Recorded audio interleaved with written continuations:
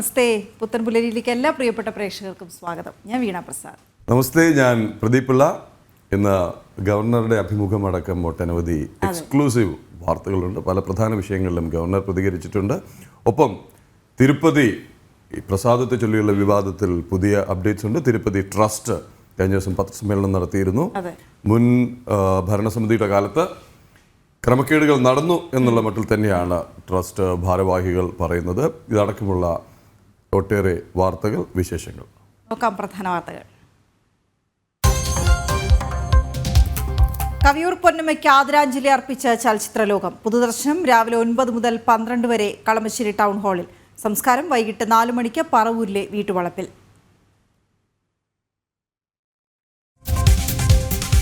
ഗുരുദേവ സ്മരണയിൽ നാട്.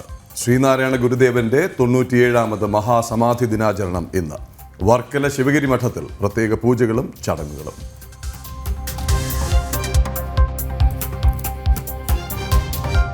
തിരുപ്പതി ക്ഷേത്രത്തിലുണ്ടായ അനാചാരം അതീവ ഗുരുതരമെന്ന് ഗവർണർ ആരിഫ് മുഹമ്മദ് ഖാൻ. കുറ്റവാളികളെ ശിക്ഷിക്കണം, ആവർത്തിക്കാതിരിക്കാൻ നടപടി സ്വീകരിക്കണം. പ്രതികരണം ജനം TV chief editor Pradeep Pillai നടത്തിയ അഭിമുഖത്തിൽ.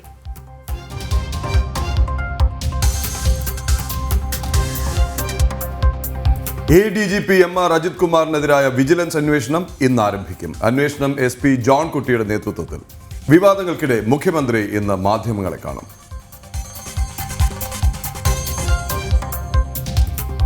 മെട്രോമാൻ E ശ്രീധരനെ തടഞ്ഞ് ഭീഷണിപ്പെടുത്തി CPM. അതിക്രമം തിരുനാവായ തവനൂർ പാലത്തിന്റെ സ്ഥല പരിശോധനയ്ക്കെത്തിയപ്പോൾ.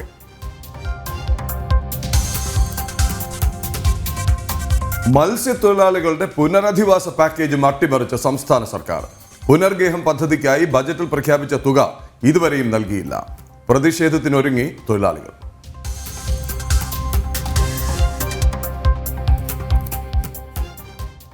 അപ്പോൾ നമുക്ക് ആദ്യം തന്നെ പോവേണ്ടത് ഈ തിരുപ്പതി ലഡു വിതരണവുമായി ബന്ധപ്പെട്ടുണ്ടായ വിവാദങ്ങളിലുള്ള ചില പ്രതികരണങ്ങളിലേക്കാണ്. ഏറ്റവും പ്രധാനം ഗവർണറുടെ. എടുത്തു പറയേണ്ട കാര്യം ജനം TV അല്ലാതെ മറ്റൊരു മലയാള മാധ്യമവും ഈ വിവരം അറിഞ്ഞമിട്ടില്ല, അറിഞ്ഞതായി ഭാവിക്കുന്നുമില്ല.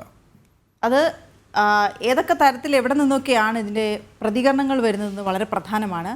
അതിനേക്കാൾ ഉപരി അവിടെ ഈ വിതരണവുമായി ബന്ധപ്പെട്ടുണ്ടായ വിവാദം അത് ക്ഷേത്ര ട്രസ്റ്റ് എങ്ങനെ അതിനോട് പ്രതികരിക്കുന്നു എന്നുള്ളതാണ്. അവരാണല്ലോ ആദ്യം ഇത് പറയേണ്ടത്. അന്വേഷണമൊക്കെ ഒരു വഴിക്ക് നടക്കുമ്പോൾ തന്നെ അവർ പരോക്ഷമായി തന്നെയും അത് സമ്മതിക്കുന്നുണ്ട്, അത് നടന്നിട്ടുണ്ട് എന്നുള്ളത്.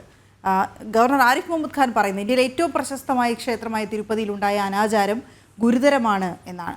ആരും മറ്റൊരാളുടെ ഭക്ഷണശീലങ്ങൾ നിശ്ചയിക്കാൻ അധികാരമുള്ളവരല്ല. മതവിശ്വാസങ്ങളെ മാത്രമല്ല, പൊതുജനത്തെ ബാധിക്കുന്ന ഈ വിഷയത്തിന് വലിയ പ്രാധാന്യമുണ്ട്. കുറ്റവാളികളെ ശക്തമായി ശിക്ഷിക്കണമെന്നും വീണ്ടും ഇത്തരം സാഹചര്യങ്ങൾ ആവർത്തിക്കാതെ ഉറപ്പുവരുത്തേണ്ടതാണെന്നും ഗവർണർ പറഞ്ഞു. ജനം TV ചീഫ് എഡിറ്റർ പ്രദീപ് പിള്ളയ്ക്ക് നൽകിയ അഭിമുഖത്തിൽ സംസാരിക്കുകയായിരുന്നു അദ്ദേഹം.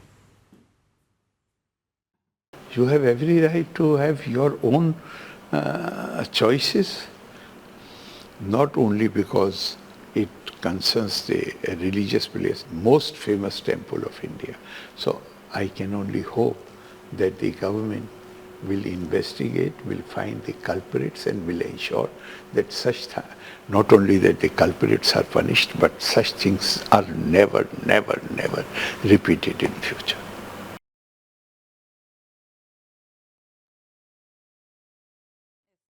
ഇതിൻ്റെ കൂടുതൽ വിവരങ്ങളുമായി നന്ദഗോപൻ ചേരുന്നുണ്ട് ഡൽഹിയിൽ നിന്ന്. നന്ദൻ, നമസ്തേ, ഗുഡ് മോർണിംഗ്. ഇത്തരം പ്രതികരണങ്ങൾ അദ്ദേഹം ഇപ്പോൾ ഗവർണർ നടത്തിയ പ്രതികരണം തന്നെ ഇക്കാര്യത്തിൽ വളരെ ശ്രദ്ധേയമായിട്ടുള്ള കാര്യമാണ്. ഇതെങ്ങനെ സംഭവിക്കുന്നു? ഇത് ഇങ്ങനെയൊക്കെ ചെയ്യാനുള്ള ധൈര്യം എങ്ങനെ വരുന്നു? ഇത് പരോക്ഷമായി തന്നെ അവർ സമ്മതിക്കുന്നുമുണ്ട് ഇങ്ങനെയൊക്കെ നടന്നിട്ടുണ്ട് എന്നുള്ള. അപ്പോൾ ഒരു അന്വേഷണം നടന്നാൽ എന്തൊക്കെ പുറത്തു വരും? തിരുപ്പതി ക്ഷേത്രം പോലുള്ളൊരു പ്രശസ്തമായ ക്ഷേത്രത്തിൽ നിന്നുള്ളൊരു ആശങ്കയും കാര്യമായുണ്ട്. അത് പ്രസാദത്തിൽ അതെ, കോടിക്കണക്കിന് ജനങ്ങൾ ലോകത്തിന്റെ വിവിധ ഭാഗങ്ങളിൽ നിന്ന് ചിലപ്പോൾ ദിവസങ്ങൾ കാത്തുനിന്ന് ദർശനം നടത്തുന്ന ക്ഷേത്രത്തിലെ പ്രസാദം, അതിൽ പോലും ഇതൊരു കേവലമായ ഒരു വെട്ടിപ്പോ തട്ടിപ്പോ അല്ല, അതിലൊക്കെ അപ്പുറം പോകുന്നതാണ്. നന്ദൻ, ഈ ആരിഫ് മുഹമ്മദ് ഖാൻ നടത്തിയത് രൂക്ഷമായ പ്രതികരണമാണ്, അല്ലെങ്കിൽ രൂക്ഷമായ വിമർശനമാണ് എന്നുള്ളതാണ് ശ്രദ്ധേയം. അതായത് അദ്ദേഹം സൂചിപ്പിച്ചത് ആചാരങ്ങൾ പലതുണ്ട്, വിശ്വാസങ്ങൾ പലതുണ്ട്, ആഹാര രീതിയും അങ്ങനെ പലതുണ്ട്. പക്ഷേ ഒരു ജനതയുടെ മുകളിലേക്ക് വിശ്വാസങ്ങൾ അടിച്ചേൽപ്പിക്കുന്ന പ്രക്രിയ അതൊരിക്കലും അംഗീകരിക്കാൻ കഴിയില്ല എന്നുള്ളത് തന്നെയാണ്. അതേപോലെ തന്നെ ഭക്ഷണശീലങ്ങൾ നിശ്ചയിക്കാൻ അതാത് വ്യക്തികൾക്ക് അധികാരമുണ്ട് എന്നുള്ളതാണ് ആരിഫ് മുഹമ്മദ് ഖാൻ ചൂണ്ടിക്കാണിക്കുന്നത്. മതവിശ്വാസങ്ങളെ മാത്രമല്ല പൊതുജനത്തിന്റെ ആരോഗ്യത്തെ കൂടി ബാധിക്കുന്നതാണ് ഈ വിഷയം എന്നുള്ളതും ഏറെ ചൂണ്ടിക്കാണിക്കപ്പെടുന്നു. പ്രത്യേകിച്ച് ഇന്നലെ വലിയ പ്രതികരണങ്ങൾ വിവിധ കോണുകളിൽ നിന്നും പല പ്രതികരണങ്ങളും വന്നിരുന്നു. ഇതിലെല്ലാവരും പ്രധാനമായും സൂചിപ്പിച്ചതും ഇതുതന്നെയാണ്.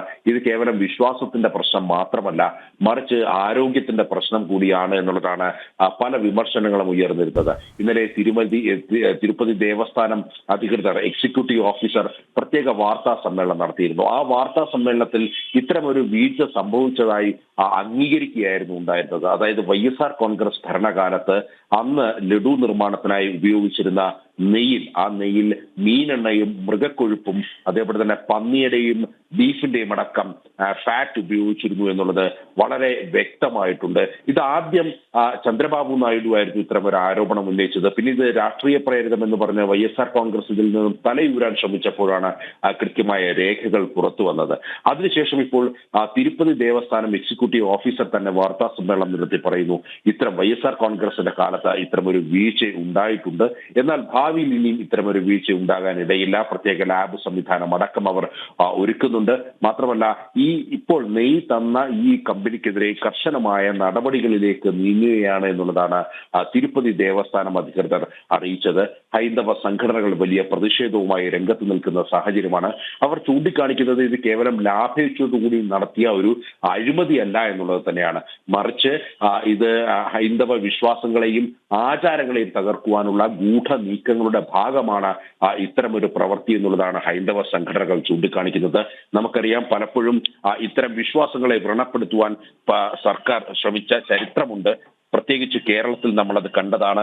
ശബരിമല വിഷയത്തിൽ CPM-ഉം പിണറായി സർക്കാരും ഏത് വിധമാണോ ഹൈന്ദവ ആചാരങ്ങളെ തകർക്കുവാനും ഇല്ലാതാക്കുവാനും അല്ലെങ്കിൽ യുവതീ പ്രവേശനത്തിലൂടെ വിശ്വാസങ്ങളെ ഹനിക്കുവാനും ശ്രമിച്ചത്, ഏതാണ്ട് സമാനമായ രീതിയിൽ തന്നെയാണ് YSR കോൺഗ്രസ് ആന്ധ്രാപ്രദേശിൽ ഇത്തരം ഈ ലഡുവിൽ മൃഗക്കൊഴുപ്പ് കലർത്തിയതുകൂടി കാട്ടിയത് എന്നുള്ളതാണ് പ്രധാനമായും ഹൈന്ദവ സംഘടനകൾ ചൂണ്ടിക്കാണിക്കുന്നത്.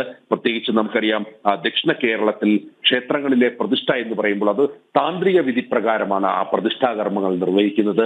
അങ്ങനെ താന്ത്രിക വിധി പ്രകാരം പ്രതിഷ്ഠ നടത്തുമ്പോൾ ആ ദേവന് നിവേദ്യം നൽകുക, അല്ലെങ്കിൽ ആ നിവേദ്യം ഏറ്റവും ഗുണകരമായ അല്ലെങ്കിൽ ഏറ്റവും ശുദ്ധമായ വസ്തുക്കൾ കൊണ്ട് ഭഗവാന് നിവേദ്യം നൽകുക എന്നുള്ളതാണ് ആ സങ്കല്പം. അങ്ങനെ നിവേദ്യത്തിലൂടെ ഭഗവാന് ഊർജം പകരുകയും ആ ഊർജം ക്ഷേത്രത്തിൽ ദർശനത്തിനെത്തുന്ന ഭക്തരിലേക്ക് ആ ഊർജപ്രവാഹം ഉണ്ടാകുമെന്നുള്ളതാണ് ആ സങ്കല്പം.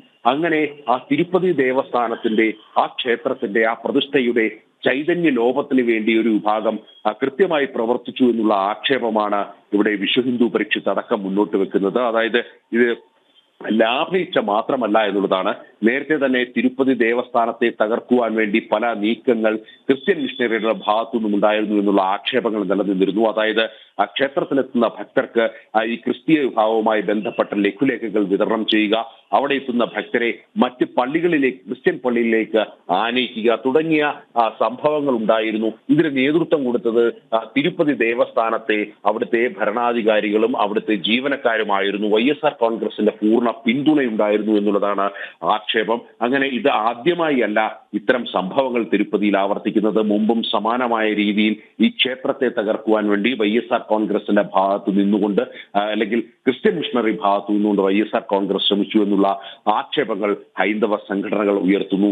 ശക്തമായ പ്രതിഷേധം ഇതിനെതിരെ ഉയർന്നു വരുന്നു. വിവിധ സംസ്ഥാനങ്ങളിലെ മുഖ്യമന്ത്രിമാർ ഇതിനോടകം തന്നെ പ്രതികരിച്ചു. രാജസ്ഥാൻ മുഖ്യമന്ത്രി അടക്കമുള്ളവർ ഈ വിഷയവുമായി ബന്ധപ്പെട്ട് പ്രതികരിച്ചു കഴിഞ്ഞു.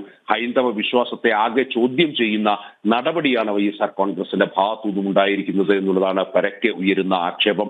ലോകമെമ്പാടും കോടാനുകൂടി ഭക്തർ വിശ്വസിക്കുന്ന വെങ്കിടാചലമൂർത്തി, അത് ദക്ഷിണേന്ത്യയിലെ ഒരു ക്ഷേത്രമാണെങ്കിൽ കൂടിയും ഇവിടെ ഉത്തരേന്ത്യയിലും വലിയ വിശ്വാസമുണ്ട്. മാത്രമല്ല ലോകമെമ്പാടും തിരുപ്പതി വെങ്കിടാചലമൂർത്തിക്ക് വലിയ ആരാധക വൃന്ദങ്ങളുള്ള സ്ഥലമാണ്.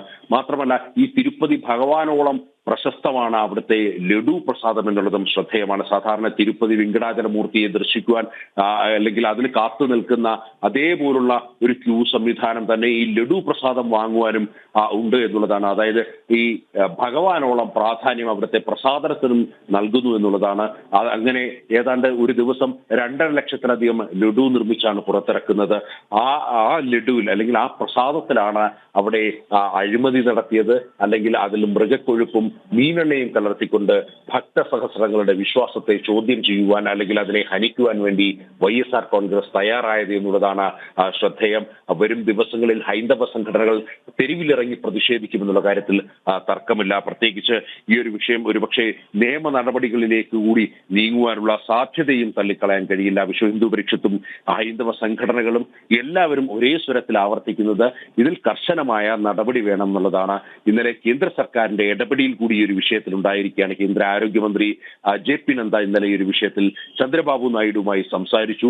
ഇതുമായി ബന്ധപ്പെട്ട് ഇപ്പോൾ നിലവിൽ അവൈലബിൾ ആയിട്ടുള്ള മുഴുവൻ റിപ്പോർട്ടുകളും കേന്ദ്ര സർക്കാരിന് കൈമാറാനാണ് നിർദ്ദേശിച്ചിരിക്കുന്നത്. മാത്രമല്ല ഫുഡ് സേഫ്റ്റി സ്റ്റാൻഡേർഡ് അതോറിറ്റിയുടെ ഉദ്യോഗസ്ഥരോടും ഈ വിഷയം കൃത്യമായി പഠിച്ച് വിശദമായ റിപ്പോർട്ട് നൽകുവാൻ വേണ്ടി കേന്ദ്ര ആരോഗ്യമന്ത്രി നിർദ്ദേശിച്ചിട്ടുണ്ട്. ഈ റിപ്പോർട്ട് ലഭിച്ച ഉടൻ തന്നെ കർശനമായ നടപടി ഉണ്ടാകും എന്നുള്ളതാണ് അറിയാൻ കഴിയുന്നത്. പ്രത്യേകിച്ച് ഇത് വിശ്വാസത്തെ ഹനിക്കുക മാത്രമല്ല, കോടാനുകോടി വിശ്വാസികളുടെ ആരോഗ്യത്തെ കൂടി തകർക്കുന്ന പ്രവൃത്തിയാണ് ഈ YSR കോൺഗ്രസിന്റെ നേതൃത്വത്തിൽ അല്ലെങ്കിൽ അന്നുണ്ടായിരുന്ന സർക്കാർ അതിന് അല്ലെങ്കിൽ ആ ദേവസ്വം ഭരണസമിതിയും ഒക്കെ തന്നെ ഇതുമായി ബന്ധപ്പെട്ട് നടത്തിയ പ്രവർത്തനങ്ങൾ അത് ഇപ്പോഴും വിമർശനങ്ങൾക്ക് കാരണമാകുന്നു, അല്ലെങ്കിൽ രൂക്ഷമായ വിമർശനങ്ങൾ പല കോണുകളിൽ നിന്നും ഉയർന്നുകൊണ്ടിരിക്കുന്നു. ഇതിനിടയിലാണ് കേരളത്തിന്റെ ഗവർണർ ആരിഫ് മുഹമ്മദ് ഖാനും രൂക്ഷമായ വിമർശനമായി രംഗത്തെത്തിയിരിക്കുന്നത്. അദ്ദേഹവും ചൂണ്ടിക്കാണിക്കുന്നത് മതവികാരത്തെ വ്രണപ്പെടുത്തുവാനുള്ള ശ്രമം, അതേപോലെ തന്നെ ആഹാര അല്ലെങ്കിൽ ഭക്ഷണശീലത്തെ നിശ്ചയിക്കുവാനുള്ള അധികാരത്തിലുള്ള കടന്നുകയറ്റം, ഈ പൊതുജനത്തെ ബാധിക്കുന്ന വിഷയം എന്നുള്ള കാര്യം തന്നെയാണ് അദ്ദേഹം ചൂണ്ടിക്കാണിക്കുന്നത്. ഇത് കേവലം വിശ്വാസത്തിന്റെ മാത്രം ഭാഗമല്ല, മറിച്ച് പൊതുജനത്തെ കൂടി ബാധിക്കുന്ന വിഷയമാണ് എന്നുള്ളതാണ് ആരിഫ് മുഹമ്മദ് ഖാൻ ചൂണ്ടിക്കാണിക്കുന്നത്. എല്ലാവരും ആവശ്യപ്പെടുന്ന പോലെ തന്നെ കുറ്റക്കാർക്കെതിരെ കർശനമായ നടപടിയാണ് കേരളത്തിന്റെ ഗവർണർ ആരിഫ് മുഹമ്മദ് ഖാനും ആവശ്യപ്പെടുന്നത്. ഓക്കെ, ഇത്തരം സംഭവങ്ങൾ ആവർത്തിക്കരുത് എന്ന് പറയുമ്പോൾ അത് എത്രത്തോളം ഒരു വലിയ മുന്നറിയിപ്പായി കാണുന്നുണ്ട് എന്നുള്ള കാര്യം സംശയമാണ്. പക്ഷേ ഇത് വളരെ അപകടകരമായ ഗുരുതരമായ ഒരു സാഹചര്യമാണെന്നുള്ള കാര്യത്തിൽ തർക്കമില്ല. ക്ഷേത്രാചാരങ്ങളിൽ ഇത്ര നിസ്സാരമായാണ് വിശ്വാസങ്ങളെ, ആചാരങ്ങളെ, ഭക്തിയെ ഒക്കെ കാണുന്നത്. അത് കഴിഞ്ഞിട്ടുള്ള വിപ്ലവം മതി എന്നുള്ളത് ഇവരെന്ന് മനസ്സിലാക്കും എന്നുള്ളതാണ്. ഏതായാലും ഇതിൻ്റെ മറ്റ് വിശദാംശങ്ങൾ, തുടർ അഭിപ്രായങ്ങൾ ഒക്കെ നമുക്ക് തുടർന്നുള്ള ബുള്ളറ്റിനുകളിൽ ചർച്ചയ്ക്കെടുക്കാം. ഇന്നിപ്പോൾ മലയാള സിനിമയെ സ്നേഹിക്കുന്നവർക്കും വളരെ വേദന നിറഞ്ഞ ഒരു ദിവസമായിരുന്നു ഇന്നലെയും ഇന്നും ഒക്കെ. അമ്മ മുഖത്തിന് ആദരാഞ്ജലി.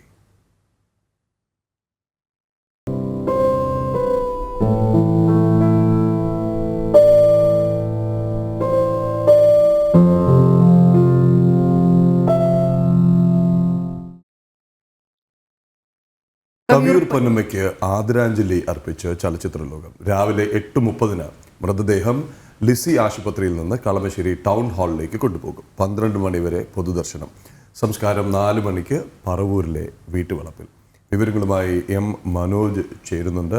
മനോജ്, ഇപ്പോൾ എവിടെയാണ് ഉള്ളത്? എന്താണ് വിശദാംശങ്ങൾ? ആശുപത്രിയിൽ ആരൊക്കെ എത്തിയിട്ടുണ്ട്? ചലച്ചിത്ര ലോകത്തെ പ്രമുഖർ എത്തി തുടങ്ങിയോ? എന്തൊക്കെയാണ് മറ്റ് നടപടിക്രമങ്ങൾ? ഇനി ആശുപത്രിയിൽ നിന്നുള്ള ദൃശ്യങ്ങളാണ്. മനോജ്, ആശുപത്രിയിൽ നിന്ന് പുറത്തേക്ക് എടുക്കുകയാണോ?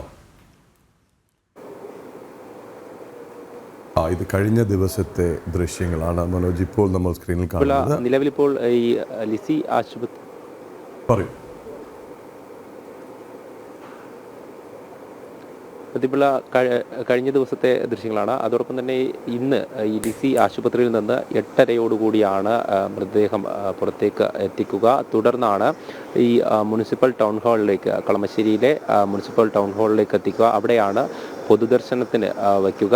അവിടേക്കായിരിക്കും ഈ സിനിമാ പ്രവർത്തകരും അതോടൊപ്പം തന്നെ സംവിധായകരടക്കം നിരവധി പേർ എത്തുക. കഴിഞ്ഞ ദിവസം രാത്രിയോടുകൂടി തന്നെ ഈ ലിസി ആശുപത്രിയിലെ ഹാളിൽ പൊതുദർശനത്തിന് വച്ചിരുന്നു. അവിടെ രാത്രി 10 മണിയോളം ഇവിടേക്ക് കേന്ദ്ര സഹമന്ത്രി സുരേഷ് ഗോപി അതോടൊപ്പം ദിലീപ് മറ്റ് സംവിധായകരുമൊക്കെ എത്തിയിരുന്നു. തുടർന്ന് ഇന്ന് രാവിലെയോടുകൂടിയാണ് ഇവിടെ നിന്നും ടൗൺ ഹാളിലേക്ക് കൊണ്ടുപോയി അവിടെ പൊതുദർശനത്തിന് വയ്ക്കുക. എന്തായാലും ചലച്ചിത്ര ലോകത്തെ ഒന്നാകെ തന്നെ വലിയ വേദനയാണ്. അതോടൊപ്പം തന്നെ നിരവധി ആളുകളും ഈ സിനിമാ പ്രേമികളുമൊക്കെ ഒരുപാട് പേർ എത്തുന്നുണ്ട്. ആ ഒരു 9 മണി മുതൽ 12 മണി വരെയാകും ഈ ടൗൺ ഹാളിൽ പൊതുദർശനത്തിന് വയ്ക്കുക. അതിനുശേഷമാണ് ഈ വീട്ടിലേക്ക് കരുമാനൂരിലെ ശ്രീപദം എന്ന വീട്ടിലേക്ക് കൊണ്ടുപോവുക. അവിടെയാണ് സംസ്കാര ചടങ്ങുകൾ വൈകുന്നേരം 4 മണിയോടുകൂടി നടക്കുക. അതിൻ്റെയൊക്കെ ഈ ടൗൺ ഹാളിലേക്ക് ഒരുക്കങ്ങൾ തുടങ്ങിയെന്ന് തന്നെയാണ് മനസ്സിലാക്കുന്നത്. എന്തായാലും 8:30 ഈ കവിയൂർ പൊന്നമ്മയുടെ മൃതദേഹം ഈ ആശുപത്രിയിൽ നിന്നും പുറത്തേക്ക് കൊണ്ടുവരിക.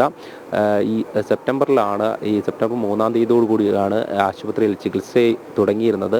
മെയ് മാസത്തിലാണ് ഈ അർബുദം ഉണ്ടെന്ന് സ്ഥിരീകരിക്കുന്നത്. അപ്പോഴേക്കും 4ാം ഘട്ടത്തിലേക്ക് ഈ അസുഖം എത്തിയിരുന്നു. തുടർന്നാണ് ഇത്തരത്തിൽ ചികിത്സയിൽ കഴിയവേ കഴിഞ്ഞ ദിവസം വൈകിട്ട് 5:30 മരണം സംഭവിക്കുന്നത്. എന്തായാലും വലിയ തരത്തിലുള്ള വേദന ഉളവാക്കുന്നതാണെന്ന് ചലച്ചിത്ര ലോകം ഒന്നാകെ തന്നെ അവർക്ക് തന്നെ മോഹൻലാൽ അടക്കം കഴിഞ്ഞ ദിവസം ഫേസ്ബുക്കിൽ കുറിച്ചത് നമ്മൾ കണ്ടിരുന്നു.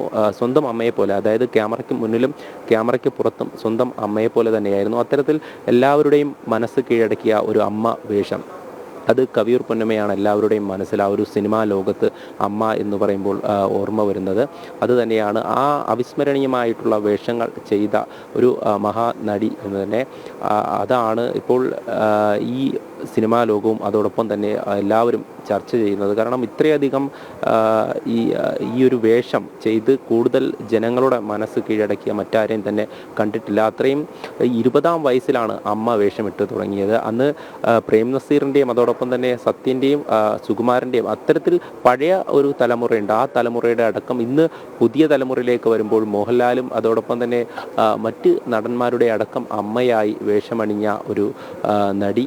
അതോടൊപ്പം തന്നെ ആദ്യം ഗായികയായി വരുന്നു, പിന്നീട് നാടകത്തിലേക്ക് എത്തുന്നു, അതിനുശേഷം സിനിമയിലേക്ക് പ്രവേശിക്കുന്നു. എന്തായാലും തോപ്പിൽ ഭാസിയുടെ മൂലധനം എന്നുള്ള ഒരു നാടകത്തിലൂടെയാണ് ആദ്യം പാടുവാൻ വേണ്ടി എത്തുന്നത്. അതിനുശേഷം അതിൽ തന്നെ നായികയായി അഭിനയിക്കുന്നു. പിന്നീടാണ് ഈ സിനിമയിലേക്കുള്ള പ്രവേശനം. എന്തായാലും KPSCയിലേക്ക് വലിയ തരത്തിൽ നാടകത്തിലൊക്കെ അഭിനയിച്ചു കൊണ്ടിരിക്കുന്ന ആ ഒരു സമയത്താണ് പിന്നീട് ഈ ഒരു സിനിമയിലേക്കുള്ള കടന്നുവരവിൽ കവിയൂർ പൊന്നമ്മ തന്നെ പല അഭിമുഖങ്ങളിലും വ്യക്തമാക്കിയിട്ടുണ്ടായിരുന്നു. തനിക്ക് ഒരു ഗായികയാകണമെന്ന് ഒരു ആഗ്രഹമുണ്ടായിരുന്നു. പിന്നീട് അപ്രതീക്ഷിതമായി സിനിമയിലേക്ക് എത്തുന്നു. സിനിമയിൽ തൻ്റെ അധ്യാപകനാണ് തന്നോട് ഈ ഒരു വേഷം ഇടുവാൻ പറയുന്നതും അത് ആദ്യം ഈ ശ്രീരാമ പട്ടാഭിഷേകം എന്ന് പറയുന്ന സിനിമയിലൂടെ മണ്ഡോദരിയായി വേഷമണിഞ്ഞുകൊണ്ട് അതിൽ ആദ്യം ഈ ചലച്ചിത്രത്തിലേക്ക് കടന്നു വരുന്നു. പിന്നീട് ഓരോ വേഷങ്ങളും പിന്നീട് കുടുംബിനി എന്ന ചിത്രത്തിൽ അമ്മയായി അഭിനയിക്കുന്നു. 20ാം വയസ്സിലാണ് ആദ്യമായി അമ്മയായി അഭിനയിക്കുന്നത്. പിന്നീട് ഓരോ ചിത്രങ്ങളും ഇന്നത്തെ തലമുറയ്ക്ക് അറിയുന്ന വിധത്തിൽ ഓരോ ചിത്രങ്ങളും ഈ ഒരു കിരീടം, മോഹൻലാൽ അഭിനയിച്ചിട്ടുള്ള കിരീടം, അതോടൊപ്പം തന്നെ ബാബ കല്യാണി, അതോടൊപ്പം ഓരോ സുഹൃതമായാലും ഓരോ സിനിമയിലും ഈ വേഷമിടുമ്പോൾ അതൊക്കെ തന്നെ പ്രേക്ഷക ഹൃദയത്തിൽ എന്നും മായാതെ ആ ഒരു അമ്മ മുഖം ഉണ്ട് എന്ന് തന്നെയാണ്. അത്തരത്തിൽ ആ മരണവാർത്ത അറിയുന്ന സമയത്ത് തന്നെ എല്ലാവരുടെയും മനസ്സിൽ അത്തരമൊരു മുഖം തന്നെയാണ്. കവിയൂർ പൊന്നമ്മയുടെ ഓരോ വേഷങ്ങളും അവരുടെ ഹൃദയത്തിലുണ്ടായിരുന്നു. അത് തന്നെയാണ് ഈ ചലച്ചിത്ര രംഗത്ത് പ്രവർത്തിക്കുന്നവരും നടന്മാരടക്കം വ്യക്തമാക്കുന്നത്. അവർക്കെന്നും ക്യാമറയ്ക്ക് മുന്നിലുള്ള അമ്മ തന്നെയായിരുന്നു, ക്യാമറയ്ക്ക് പിന്നിലും. അത്തരത്തിലൊരു അവിസ്മരണീയമായിട്ടുള്ള ഈ വേഷങ്ങൾ ചെയ്ത, അല്ലെങ്കിൽ അതുപോലെ സ്വന്തം മകനെ പോലെ ഓരോ നടന്മാരോടും പെരുമാറുന്ന മോഹൻലാലിനെ കുറിച്ച് കവിയൂർ പൊന്നമ്മ തന്നെ പറഞ്ഞിട്ടുണ്ടായിരുന്നു. ഇത്തരത്തിൽ എൻ്റെ മകനാണ് ലാൽ എന്നുള്ള കാര്യം. അത്തരത്തിൽ അദ്ദേഹവും പല അഭിമുഖങ്ങളിലും പറഞ്ഞിരുന്നു. കാരണം പലരും അദ്ദേഹത്തോട് ഇത്തരത്തിൽ ചോദിക്കുമായിരുന്നു കവിയൂർ പൊന്നമ്മയാണോ അമ്മ എന്നുള്ള കാര്യം. അത്തരത്തിലാണ് ഓരോ നടന്മാരെയും അതോടൊപ്പം തന്നെ ഓരോ പ്രേക്ഷകരെയും ഹൃദയം കൊണ്ട് കീഴടക്കിയ ഒരു മഹാനടി. 4 തവണ സഹനടിക്കുള്ള സംസ്ഥാന സഹനടിക്കുള്ള ഈ ഒരു പുരസ്കാരമൊക്കെ ലഭിച്ചിട്ടുണ്ട്. അതോടൊപ്പം തന്നെ നിരവധി സിനിമകളിൽ 6 പതിറ്റാണ്ടോളം കാലം ഈ സിനിമകളിൽ, അതോടൊപ്പം നാടകങ്ങളിൽ, അതോടൊപ്പം തന്നെ മറ്റ് ടെലിവിഷൻ ഷോകളിലൊക്കെ തന്നെ നിറസാന്നിധ്യമായിരുന്നു. 2021 ആണും പെണ്ണും എന്നുള്ള സിനിമയിലെ റാണി എന്ന കഥാപാത്രമായിരുന്നു അവസാനമായി അഭിനയിച്ചത്. അതിനുശേഷമാണ് ഇത്തരത്തിൽ ഈ അസുഖം കൂടുതലായി ബാധിക്കുന്നതും ഈ മെയ് മാസത്തിൽ സ്ഥിരീകരിക്കുന്നതും പിന്നീട് അതിൻ്റെ തുടർച്ചയെന്നോണം പരിശോധനകൾക്കൊക്കെയായി ഈ സെപ്റ്റംബർ മാസത്തിൽ ഈ ചികിത്സയ്ക്ക് വേണ്ടി അഡ്മിറ്റ് ആവുന്നത്. അതിനുശേഷമാണ് കഴിഞ്ഞ ദിവസത്തോടുകൂടി ഈ ലോകത്തോട് വിട പറയുന്നത്. എന്തായാലും ഈ പൊതുദർശനത്തിന് വേണ്ടിയിട്ടുള്ള ഒരുക്കങ്ങളൊക്കെ നടക്കുന്നുണ്ട്. രാവിലെ ഇവിടേക്ക് ഇപ്പോൾ സംവിധായകരാരും ഇപ്പോൾ നിലവിൽ ലിസി ആശുപത്രിയിലില്ല. കഴിഞ്ഞ ദിവസം രാത്രിയായിരുന്നു എല്ലാവരും എത്തിയിരുന്നത്. രാത്രി നേരത്തെ സൂചിപ്പിച്ചതുപോലെ തന്നെ സുരേഷ് ഗോപി, അതോടൊപ്പം തന്നെ ദിലീപ്, മറ്റ് സംവിധായകരൊക്കെ എത്തിയിരുന്നു. ഇനി ബാക്കിയുള്ളവരൊക്കെ തന്നെ ഈ ടൗൺ ഹാളിലേക്ക് ആയിരിക്കും എത്തുക. അവിടെ എത്തി അവസാനമായി ഒരു നോക്ക് കാണുവാനും അതോടൊപ്പം തന്നെ അന്ത്യാഞ്ജലി അർപ്പിക്കുവാനും നിരവധി പേരാണ് ഇങ്ങോട്ടേക്ക് എത്തുന്നത്. എന്തായാലും മോഹൻലാലും മമ്മൂട്ടിയും അടക്കം എത്തും എന്നുള്ള കാര്യം തന്നെയാണ് മനസ്സിലാക്കുന്നത്. അതോടൊപ്പം ഈ സിനിമാ രംഗത്ത് പ്രവർത്തിക്കുന്ന നിരവധി പേർ ഈ അമ്മയെ ഒരു നോക്ക് കാണുവാൻ വേണ്ടി അവിടെ ഉണ്ട് എന്നുള്ള കാര്യം തന്നെയാണ്. എന്തായാലും അതിനുശേഷം ഈ ഉച്ചയ്ക്ക് ശേഷം ഈ വീട്ടിലേക്ക് കൊണ്ടുപോയി മറ്റ് സംസ്കാര ചടങ്ങുകൾ നടക്കും. അവിടെയും വീട്ടിലും ഇത്തരത്തിൽ ആളുകൾക്ക് കാണുവാൻ വേണ്ട സൗകര്യം ഒരുക്കുമെന്ന് തന്നെയാണ് അറിയിച്ചിട്ടുള്ളത്. എന്തായാലും മലയാള സിനിമയ്ക്ക് ഇത്തരം 6 പതിറ്റാണ്ടോളം ഒരു അമ്മ വേഷം നൽകിയ അല്ലെങ്കിൽ ഒരു നന്മയുടെ അമ്മരൂപം നൽകിയിട്ടുള്ള ഒരു നടിയാണ്. അതുതന്നെയാണ് ആദ്യഘട്ടത്തിലൊക്കെ ഈ ചലച്ചിത്രത്തിലേക്ക് വന്ന സമയം ഓരോ വേഷങ്ങൾ അഭിനയിക്കുമ്പോഴും കൂടുതൽ ചേർച്ച അമ്മ വേഷമാണ് എന്നുള്ള കാര്യം പലതരത്തിലും വ്യക്തമാക്കിയിരുന്നു. അതിനുശേഷമാണ് ഈ നെഗറ്റീവ് റോളുകൾ അടക്കം അഭിനയിച്ചിരുന്നു. അതിന് പിന്നാലെ നന്മയുള്ള ഒരു അമ്മ എന്നുള്ള ഒരു രീതിയിലായിരുന്നു പിന്നീടുള്ള ഓരോ വേഷങ്ങളും. അതൊക്കെ തന്നെ കബീർ പൊന്നമ്മയുടെ ഈ സിനിമകൾ കാണുമ്പോൾ തന്നെ നമുക്ക് മനസ്സിലാകും. ഓരോ ചിത്രങ്ങളും അത് തന്നെയായിരുന്നു. എന്തായാലും ഈ ആശുപത്രിയിൽ നിന്നും കൊണ്ടുപോകുവാൻ വേണ്ട ആംബുലൻസ് അടക്കം ഇങ്ങോട്ടേക്ക് എത്തിയിട്ടുണ്ട്. ആംബുലൻസ് ഇപ്പോൾ ഈ ലിസി ആശുപത്രിയിലെ മോർച്ചറിയുടെ മുന്നിൽ കബീർ പൊന്നമ്മയുടെ ചിത്രം വച്ചിട്ടുണ്ട്. അതോടൊപ്പം പുഷ്പങ്ങളും ഒക്കെയായി ആംബുലൻസ് വരുന്നുണ്ട്. ഈ ആംബുലൻസിലേക്ക് ആണ് ഈ മൃതദേഹം കയറ്റിയ ശേഷം അങ്ങോട്ടേക്ക് കളമശ്ശേരി മുനിസിപ്പൽ ടൗൺ ഹാളിലേക്ക് കൊണ്ടുപോവുക. അതോടൊപ്പം തന്നെ അവിടെ പൊതുദർശനത്തിന് വെക്കേണ്ട എല്ലാവിധ സംവിധാനങ്ങളും ഒരുക്കി കഴിഞ്ഞുവെന്ന് തന്നെ നമുക്ക് മനസ്സിലാക്കാം. 8:30 ഇവിടെ നിന്നും അങ്ങോട്ടേക്ക് കൊണ്ടുപോകുമെന്ന് കഴിഞ്ഞ ദിവസം തന്നെ അറിയിച്ചിട്ടുള്ളത്. അതുപോലെ തന്നെയാണ് രാവിലെ ആംബുലൻസ് എത്തിയിട്ടുണ്ട്. ഈ ആംബുലൻസിൽ അല്പസമയത്തിനകം തന്നെ ഈ 8:30 തന്നെ കയറ്റും.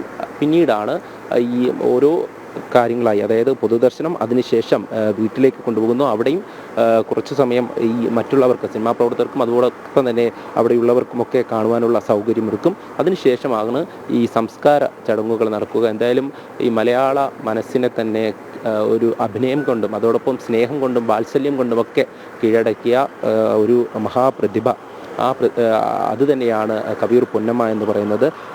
കബീർ പൊന്നമ്മയുടെ ഈ ഒരു അവസാന നിമിഷം, അതായത് അവസാനമായി കബീർ പൊന്നമ്മയെ ഒരു നോക്ക് കാണുവാൻ വേണ്ടി നിരവധി പേരായിരിക്കും ഈ ടൗൺ ഹാളിലടക്കം എത്തിച്ചേരുക. എന്തായാലും ആ ഒരു ദൃശ്യങ്ങൾ, അതായത് ഇപ്പോൾ കബീർ പൊന്നമ്മയെ കൊണ്ടുപോകുവാൻ, ആ മൃതദേഹം കൊണ്ടുപോകുവാൻ വേണ്ടി ഇവിടെ എത്തിയിട്ടുള്ള ആംബുലൻസിൽ കുറച്ചു സമയം കഴിയുമ്പോൾ തന്നെ ഈ മൃതദേഹം കയറ്റുമെന്ന് തന്നെയാണ് അറിയിച്ചിട്ടുള്ളത്. എന്തായാലും ഇനി വരുന്ന മണിക്കൂറുകൾ അത് ഈ ടൗൺ ഹാളിലെ പൊതുദർശനമായിരിക്കും. അവിടേക്കായിരിക്കും ഈ മലയാള സിനിമയിലെ തന്നെ സിനിമാ പ്രവർത്തകരും അതോടൊപ്പം തന്നെ നടന്മാരുമൊക്കെ എത്തിച്ചേരുക. നേരത്തെ സൂചിപ്പിച്ചതുപോലെ മോഹൻലാൽ അടക്കം എത്തുന്നുണ്ട്.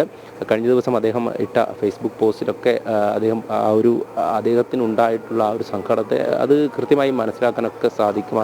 ഓരോരുത്തരും സിനിമാ മേഖലയിലുള്ളവരും അതോടൊപ്പം തന്നെ പൊതുജനങ്ങളും ഒക്കെ തന്നെ സമൂഹ മാധ്യമങ്ങളിൽ പങ്കുവച്ച ഈ ഒരു അന്ത്യാഞ്ജലികൾ, അതൊക്കെ തന്നെ നമുക്ക് ഓരോ ഭാഗത്തും നോക്കുമ്പോൾ മനസ്സിലാക്കും എത്രത്തോളമാണ് കബീർ പൊന്നമ്മ എന്നുള്ള ഒരു പ്രതിഭ ഓരോരുത്തരുടെയും മനസ്സ് കീഴടക്കിയിട്ടുണ്ടായിരുന്നത് എന്നുള്ളത്. 6 പതിറ്റാണ്ട് കാലം ഇത്തരത്തിൽ ഒരു സിനിമാ രംഗത്തും അതോടൊപ്പം തന്നെ പല മേഖലയിലും, നാടകമായാലും ഈ 8ഓളം സിനിമകളിൽ പാട്ടുപാടിയിട്ടുണ്ട് കബീർ പൊന്നമ്മ. അത്തരത്തിൽ ഓരോ തലങ്ങളിലും കഴിവ് തെളിയിച്ച ഒരു പ്രതിഭ, അത് തന്നെയാണ് ഈ എല്ലാ മനസ്സുകളിലും ഒരമ്മയായി കുടികൊണ്ടിരുന്ന അവിസ്മരണീയമായിട്ടുള്ള വേഷങ്ങൾ ജനങ്ങൾക്ക് സമ്മാനിച്ച ഒരു പ്രതിഭ. അത് തന്നെയാണ് ഈ ഒരു മലയാള സിനിമയും അതോടൊപ്പം തന്നെ ഈ സിനിമാ പ്രേമികളെയും അതോടൊപ്പം ഈ കഥാപാത്രങ്ങളുമൊക്കെ സ്നേഹിക്കുന്ന അവർക്ക് ഒരു സങ്കടം. ഇന്നത്തെ ഈ ഒരു ദിവസം, കഴിഞ്ഞ ദിവസം തന്നെ ഈ വിവരം അറിഞ്ഞപ്പോൾ തന്നെ പലരും ഈ ഒരു അവരുടെയൊക്കെ വിഷമം പങ്കുവെക്കുന്നത് നമ്മൾ കണ്ടിരുന്നു. അതുതന്നെയാണ് ഇന്നും ഈ സിനിമാ പ്രവർത്തകരും സംവിധായകരും ഒക്കെ ഇവിടേക്ക് എത്തും. തങ്ങളുടെ ഈ അമ്മയെ, അതായത് കവിയൂർ പൊന്നമ്മ എന്ന ഒരുപാട് സിനിമകളിൽ എന്നും അമ്മയായി തിളങ്ങി നിന്ന ഒരു കലാപ്രതിഭയെ കാണുവാൻ വേണ്ടി അവസാനമായി ഇന്ന് എത്തും. എന്തായാലും ഈ അല്പസമയത്തിനകം തന്നെ ഇവിടെ നിന്നും മൃതദേഹം കൊണ്ടുപോകും എന്ന് തന്നെയാണ് അറിയുവാൻ സാധിക്കുന്നത്. ഓക്കെ, ശരി മനോജ്. അല്പസമയത്തിനകം കവിയൂർ പൊന്നമ്മയുടെ ഭൗതിക ശരീരം ആശുപത്രിയിൽ നിന്ന് പൊതുദർശനം നടക്കുന്ന കളമശ്ശേരി ടൗൺ ഹാളിലേക്ക് കൊണ്ടുപോകും. അവിടെ നിന്നുള്ള തത്സമയ ദൃശ്യങ്ങളും ഉണ്ടാവും, തുടർച്ചയായ കവറേജ് തന്നെ ഉണ്ടാവും. കാര്യം ഇത് ഒന്നോ രണ്ടോ തലമുറയല്ല, കാമുകിയായി, ഭാര്യയായി, അമ്മയായി, സഹോദരിയായി, ഏറ്റവും അധികം കാലം അമ്മയായി മലയാള സിനിമയിൽ തിളങ്ങി നിന്ന ഇതുവരെയുള്ള എല്ലാ തലമുറകൾക്കും സുപരിചിതയായ, അതായത് തന്നെക്കാൾ ഇരട്ടി പ്രായമുള്ള ആളുകളുടെ വരെ അമ്മയായി അഭിനയിച്ച് 20-ാം വയസ്സിൽ അമ്മയായതാണ്. അപ്പോൾ അങ്ങനെ ഒട്ടനവധി പ്രേക്ഷകരുടെ, പുതിയ തലമുറയിലെ പോലും ചെറിയ കുട്ടികൾക്ക് പോലും സുപരിചിതയായ അമ്മയുടെ അന്ത്യയാത്ര കാണാനുള്ള താല്പര്യം നമുക്ക് മനസ്സിലാകും. അതിൻ്റെ തത്സമയ ദൃശ്യങ്ങളിലേക്കും തുടർച്ചയായ കവറേജിലും ഒക്കെ വരാം. മറ്റു വാർത്തകളിലേക്ക് കടക്കുന്നതിന് മുമ്പ് ഒരിടവേള എടുക്കാം.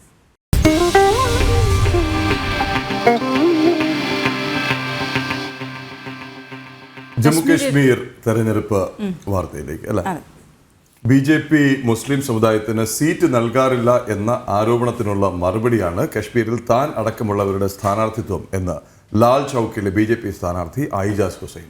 കശ്മീരിൽ ഭീകരവാദം അവസാനിപ്പിച്ചുകൊണ്ട് സമാധാനവും സുരക്ഷയും ഉറപ്പാക്കിയത് മോദി സർക്കാരാണ്. ജനങ്ങൾ മാറ്റത്തിനൊപ്പം നിൽക്കുമെന്നും ഐജാസ് ഹുസൈൻ ജനൻ TVക്ക് നൽകിയ പ്രത്യേക അഭിമുഖത്തിൽ പറഞ്ഞു. ജിഷ്ണു കൃഷ്ണനും ഒപ്പം വീഡിയോ ജേർണലിസ്റ്റ് സഞ്ജയ് കൗശലുമാണ് ജമ്മു കാശ്മീർ തെരഞ്ഞെടുപ്പ് കവർ ചെയ്യുന്നത്. നമുക്ക് കാണാം ഐജാസ് ഹുസൈൻ്റെ പ്രതികരണം. രണ്ടാം ഘട്ടത്തിൽ വോട്ടെടുപ്പ് നടക്കുന്ന ശ്രീനഗറിലെ ലാൽ ചൌക്കിലെ BJP സ്ഥാനാർത്ഥി ഐജാസ് ഹുസൈൻ ഇപ്പോൾ ജനൻ TVയോടൊപ്പം ചേരുകയാണ്. കശ്മീരിലെ BJPയുടെ യുവമുഖം, കൂടാതെ നേരത്തെ ഡിസ്ട്രിക്ട് ഡെവലപ്മെന്റ് കൗൺസിലിലേക്ക് നടന്ന തെരഞ്ഞെടുപ്പിൽ വിജയിച്ചതിന്റെ ആത്മവിശ്വാസവുമായാണ് ഐജാസ് ഇത്തവണ നിയമസഭാ തെരഞ്ഞെടുപ്പിനെ നേരിടുന്നത്. Thank you for joining with Janam TV. Thank you. This time BJP has made so many candidates in Kashmir Valley also. How is going the campaigning? What was the response get from the people? Sir, first of all, I would like to congratulate and thank Honorable Prime Minister and whole organization who trusted our candidates in Kashmir Valley, and we got around 19 candidates who will contest from Kashmir Valley. This is really a good thing for us, because most of time people used to say that BJP is not giving tickets to Muslims. So this is answer to those people that BJP is with all the communities, whether it is Muslims, Hindus or Christians. It stands with everyone who stands with nation. So we are very happy and our campaigning is going wonderful. And today Prime Minister also visited our constituency, and we also thank Honorable Prime Minister for that. And second, the response of people is very excellent, because we have done so many work for the welfare of people. So this thing we are very hopeful that a lotus will bloom in Kashmir also. And this is the first assembly election after the abrogation of Article 370. What was the changes come in Kashmir after the abrogation of Article 370? Abrogation of Article 70 was a decision that was for national interest. And what I personally feel, the development has taken place across all corners of Jammu and Kashmir. The beneficiaries from central government schemes, the schemes which Modi ji launched were directly introduced in Kashmir also. The people are happy with the schemes of central government, and the response of people is very excellent, and we are hopeful that under leadership of Honorable Prime Minister, the trust he has built among masses of Kashmir will definitely get with good votes, and inshallah we'll have some seats also in Kashmir. about the National Conference Congress Alliance and the PDP also, they are promising to the people they will restore the Article 370 when after they get the chance for rule. They are all hoodwinking. This is all lie. People realize that they are only lying. First, they used to say that it is autonomy, it is self-rule, it is some other blah blah. I don't think like anything is possible because Supreme Court has already given final judgment for 370. So it's all buried beneath the earth. So people now want development. They don't want any sentiments, and I think people will vote for development only. And at last, what was the development plans BJP took in front of the people this time? See, I have been the DDC member for BJP over in Khanmu. I was the first person who got elected on BJP ticket, and from past 4 years, all the things, all the requirements which people needed, we tried to solve them. Like the electricity problem, the roads, the issue of roads, hospitals, our play fields. We did abundant development in our respective constituencies. Because of that, people are like trusting we people, and we are very hopeful by because they are seeing our track record also. What we did in past 4 years. As a DDC member, we did wonderful job, and when people elected me as an MLA, I have my own manifesto for my constituency, and I am very hopeful that we'll come with the expectation of the people, and will definitely bring some relief to the people of Kashmir. Okay, all the best, all the best. Thank you, sir. ഇത്തവണ കശ്മീർ താഴ്വരയിലും BJPക്ക് ജനപ്രതിനിധികൾ ഉണ്ടാകുമെന്നും മുസ്ലിം വിഭാഗത്തിന് BJP സ്ഥാനാർത്ഥി ticket നൽകുന്നില്ല അല്ലെങ്കിൽ election മത്സരിക്കാൻ അനുവദിക്കുന്നില്ല എന്ന ആരോപണത്തിനുള്ള മറുപടി കൂടിയാണ് കശ്മീർ താഴ്വരയിലെ മുസ്ലിം സ്ഥാനാർത്ഥികൾ എന്നുള്ളത് കൂടിയാണ് ഐജാസ് ഹുസൈൻ ജനൻ ടിവിയോട് വ്യക്തമാക്കിയിട്ടുള്ളത്. കശ്മീരിൽ നിന്നും സഞ്ജയ് കൗശലിനൊപ്പം ജിഷ്ണു കൃഷ്ണൻ, ജനം. ജിഷ്ണു കൃഷ്ണൻ ശ്രീനഗറിൽ നിന്ന് ഇപ്പോൾ തത്സമയം ചേരുന്നുണ്ട്. കഴിഞ്ഞ ദിവസം തന്നെ ഈ ആർട്ടിക്കിൾ 370 അതിന് മുൻപും അതിന് ശേഷവും എന്നുള്ള വിഷയത്തിലൊരു പ്രത്യേക ചർച്ച ഇന്നലെ നമ്മൾ പ്ലാൻ ചെയ്തിരുന്നു, അത് പ്രഖ്യാപിച്ചിരുന്നു. പക്ഷേ ശ്രീമതി കവിയൂർ പൊന്നമ്മയുടെ നിര്യാണത്തെ തുടർന്ന് അത് മാറ്റിവെക്കേണ്ടി വന്നു. ആ ചർച്ച ഇന്ന് ഉച്ചയ്ക്ക് ശേഷം ഒരു സമയത്തുണ്ടാവും. അതിലും ജിഷ്ണു കൃഷ്ണൻ ശ്രീനഗറിൽ നിന്ന് ചേരും. ഒപ്പം നമ്മുടെ അതിഥികളിൽ ഒരാളെ ഓഫീസിലെ സ്റ്റുഡിയോയിലേക്ക് കൊണ്ടുവന്ന ശേഷം തിരികെ കൊണ്ട് വിടുകയായിരുന്നു. ഈ ഒരു സാഹചര്യത്തിൽ അതൊരു അനൗചിത്യമാകും എന്ന് തോന്നി. കവിയൂർ പൊന്നമ്മയുടെ മരണവാർത്ത വന്ന നിമിഷങ്ങൾക്കകം മറ്റൊരു ചർച്ചയിലേക്ക് കടക്കുന്നത്. എന്തായാലും ആർട്ടിക്കിൾ 370 ഇനിയും കൊണ്ടുവരാം എന്നൊക്കെ പ്രതീക്ഷിച്ച് ഇരിക്കുന്നവർ മൂഢസ്വർഗത്തിൽ തന്നെയാണ് അല്ലേ ജിഷ്ണു? കാര്യം അവിടുത്തെ വ്യത്യാസം, അവിടെ വന്ന മാറ്റം പ്രകടമാണ്. അത് ഞാനിപ്പോൾ ഇവിടെ നിന്നുകൊണ്ട് പറയുന്നതല്ല, അവിടെ പോയി കണ്ട് അറിഞ്ഞ് ആസ്വദിച്ച് 10-12 ദിവസം അവിടെ മുഴുവൻ യാത്ര ചെയ്ത്, അതായത് പ്രാദേശിക മാധ്യമങ്ങൾക്ക് വരെ ഇപ്പോൾ അന്നുണ്ടായിരുന്ന ഒരുപക്ഷെ പ്രദീപ് പോയ ആ കാലഘട്ടവും ഇന്നത്തെ ഈ കാലഘട്ടവും പ്രാദേശിക മാധ്യമങ്ങൾക്ക് വരെ അവിടെ പോയി തെരഞ്ഞെടുപ്പ് പ്രചരണ പ്രവർത്തനങ്ങൾ വിലയിരുത്താനും റിപ്പോർട്ട് ചെയ്യാനും അവരിൽ നിന്ന് അഭിപ്രായങ്ങൾ തേടാനും അവർക്ക് അഭിപ്രായം അവരുടെ സ്വാതന്ത്ര്യത്തോടെ പറയാനും ഒക്കെ കഴിയുന്ന ഒരു സാഹചര്യം ഇപ്പോൾ അവിടെ ഉണ്ട്. തീർന്നില്ല, ഭയമില്ലാതെ 60-65% പേർക്ക് ധൈര്യമായി പുറത്തു വന്ന് വോട്ട് ചെയ്യാനുള്ള സാഹചര്യവും വിശ്വാസവും. ജിഷ്ണു നമസ്തേ, സ്വാഗതം. ദിവസവും ജിഷ്ണുവിന്റെ റിപ്പോർട്ടുകൾക്കായി കാത്തിരിക്കുകയാണ്. ആർട്ടിക്കിൾ 370 കുറിച്ചുള്ള നമ്മുടെ പ്രത്യേക ചർച്ച ഇന്ന് നടക്കുകയും ചെയ്യും. എന്താണ് അവിടെ നിന്ന് കിട്ടുന്ന ഒരു ഫീൽ എന്ന് പറയുന്നത്?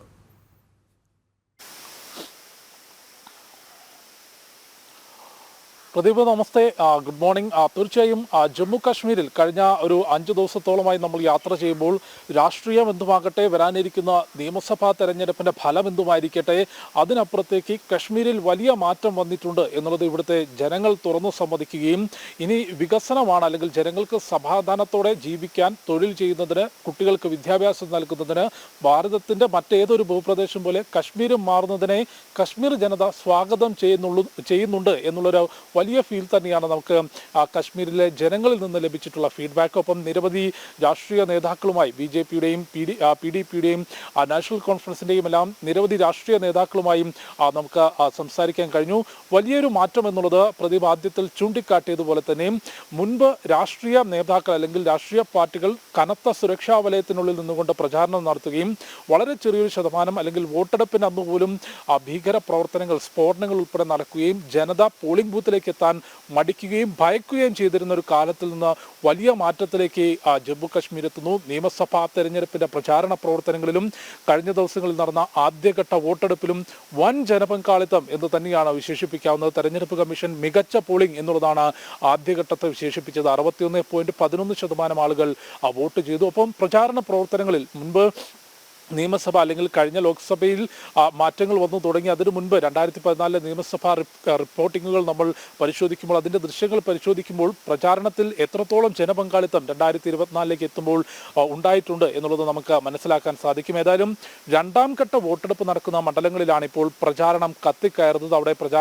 രണ്ടാം ഘട്ട പ്രചാരണം അവസാന ഘട്ടത്തിലേക്ക് എത്തുകയാണ്. ഇനി 3 ദിവസം മാത്രമാണ്, ഇന്നുൾപ്പെടെ 3 ദിവസം മാത്രമാണ് രണ്ടാം ഘട്ടത്തിൽ വോട്ടെടുപ്പ് നടക്കുന്ന ശ്രീനഗറും പൂഞ്ചും ഉൾപ്പെടെ മേഖലകളിലെ 26 മണ്ഡലങ്ങളിൽ പരസ്യ പ്രചാരണത്തിനുള്ള സമയമുള്ളത്. ഈ മണ്ഡലങ്ങളിൽ ശക്തമായ പ്രചാരണം നടക്കുന്നു. 9 മണ്ഡലങ്ങളിൽ കശ്മീർ വാലിയിലെ രണ്ടാം ഘട്ടത്തിൽ വോട്ടെടുപ്പ് നടക്കുന്ന ഏകദേശം 9ഓളം മണ്ഡലങ്ങളിൽ BJP സ്ഥാനാർത്ഥിയെ നിർത്തിയിട്ടുണ്ട്. അതിൽ ശ്രീനഗറിൽ ലാൽ ചൗക്കിലെ സ്ഥാനാർത്ഥി ഐജാസ് ഹുസൈന്റെ വാക്കുകളാണ് ഇപ്പോൾ പ്രേക്ഷകർ കേട്ടിട്ടുള്ളത്. വലിയ ആത്മവിശ്വാസം ഇത്തവണ കശ്മീർ താഴ്വരയിലും മുന്നേറ്റമുണ്ടാക്കാൻ സാധിക്കും എന്ന് BJP കരുതുന്നുണ്ട്. ഒപ്പം നാഷണൽ കോൺഫറൻസ് കോൺഗ്രസ് സഖ്യത്തിന്റെ ഭാഗത്തുനിന്നും ശക്തമായ പ്രചാരണം നടക്കുന്നുണ്ടെങ്കിൽ പോലും ആദ്യഘട്ട വോട്ടെടുപ്പ് കഴിഞ്ഞതോടെ ഈ സഖ്യത്തിൽ വലിയൊരു പാളിച്ച ഉണ്ടായിട്ടുണ്ട് എന്നുള്ളതാണ് മനസ്സിലാക്കേണ്ടത്.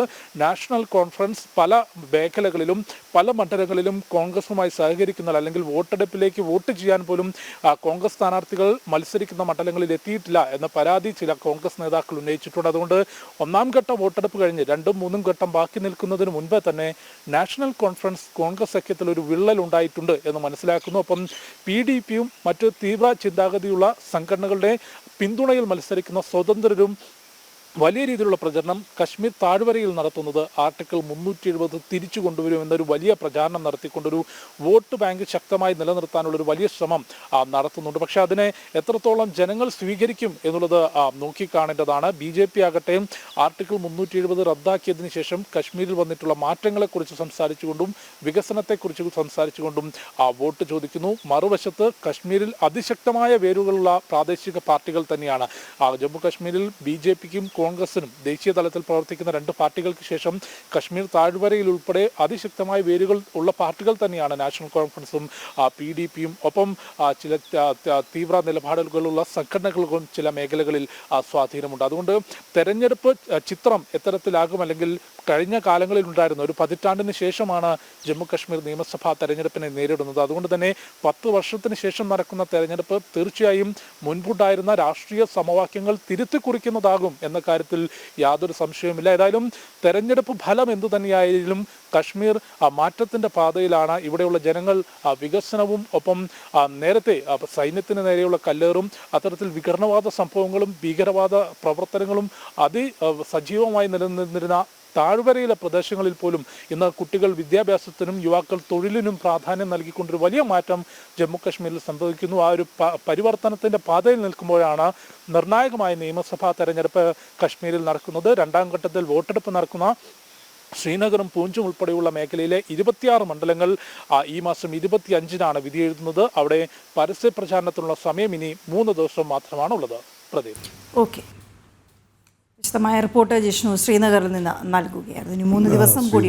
അതെ, ശ്രീനാരായണ ഗുരുദേവന്റെ മഹാസമാധി ദിവസം ആണെന്ന്, വാർഷികം ആണെന്ന്, അത് സംബന്ധിച്ച തത്സമയ സംപ്രേഷണമുണ്ട്.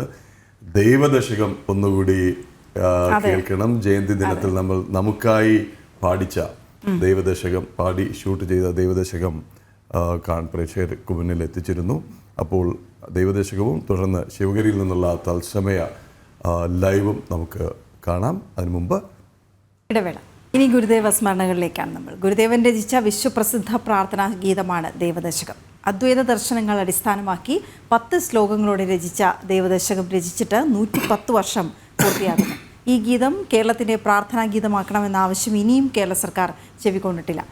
ദൈവദശകം ആലപിക്കുന്നത് MA മ്യൂസിക് വിദ്യാർത്ഥിനിയും യുവഗായികയുമായ GS അധീന, സംഗീതം പ്രഹ്ലാദ് S. കുമാർ.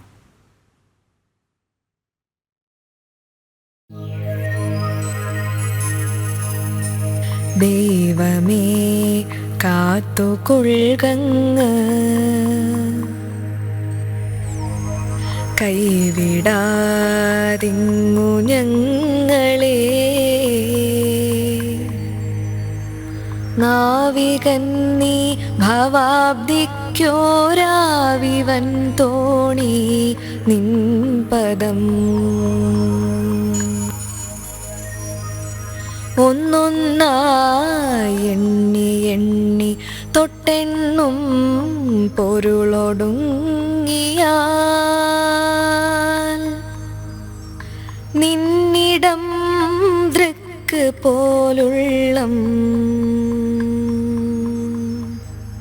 നിന്നീലസ്പന്ദമാകണം.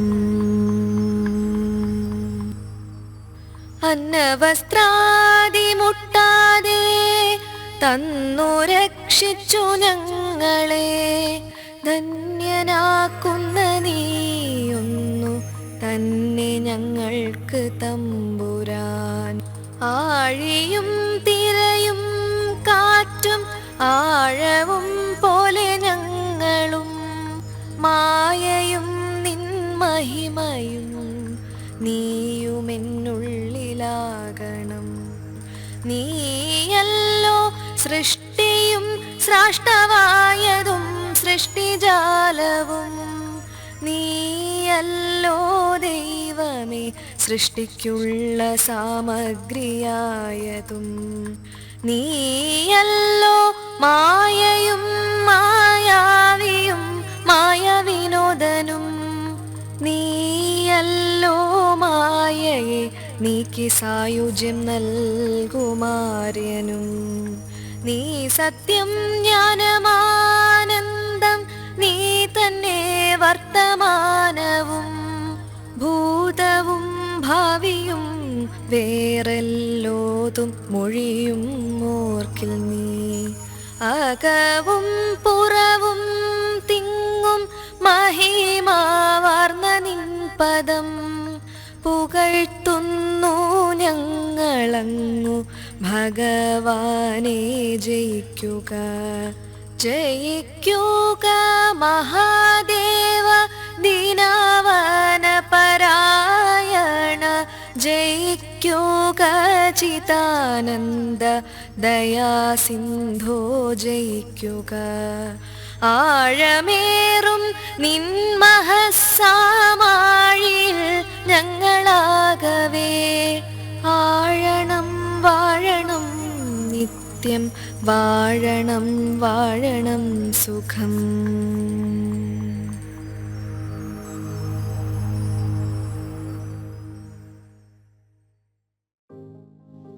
ശ്രീനാരായണ ഗുരുദേവന്റെ 97ാമത് മഹാസമാധി ദിനാചരണമാണ് ഇന്ന്. നേരത്തെ പറഞ്ഞ പോലെ തന്നെ വർക്കല ശിവഗിരി മഠത്തിൽ നാമജപം, ഉപവാസം, മഹാസമാധി പ്രാർത്ഥന തുടങ്ങിയ ചടങ്ങുകൾ നടക്കും. മഹാസമാധി സമ്മേളനവും ഉപവാസ യജ്ഞവും റവന്യൂ മന്ത്രി കെ രാജൻ ഉദ്ഘാടനം ചെയ്യും. അഖിൽ പാലോട്ട് മഠം ചേരുകയാണ് ശിവഗിരിയിൽ നിന്ന്. അഖിൽ, എന്തൊക്കെയാണ് ഇന്ന് അവിടെയുള്ള ചടങ്ങുകൾ? ഏതെങ്കിലും ആരംഭിച്ചു കഴിഞ്ഞോ?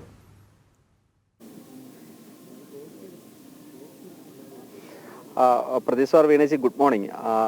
മഹാഗുരുവായ നവോത്ഥാന നായകരിൽ ഏറ്റവും പ്രധാനിയായ ശ്രീനാരായണ ഗുരുവിന്റെ 97ാമത് മഹാസമാധി ദിനം ഇന്ന് വിപുലമായ രീതിയിലാണ് ഞാൻ നിൽക്കുന്ന വർക്കല ശിവഗിരി ആശ്രമത്തിൽ സംഘടിപ്പിച്ചു. ഇപ്പോൾ തന്നെ രാവിലെ തന്നെ പ്രഭാതമായ പൂജകൾക്കൊക്കെ തന്നെ വലിയ ഭക്തജന തിരക്ക് ഇവിടെ അനുഭവപ്പെടുന്നുണ്ട്. വിവിധ പ്രദേശങ്ങളിൽ നിന്നായി നിരവധി പേർ ഇവിടെ എത്തുന്നുണ്ട്. ഭഗവാനെ ഗുരുദേവനെ തൊഴുന്നതിലേക്ക് വേണ്ടി ഇവിടെ എത്തുന്നുണ്ട്.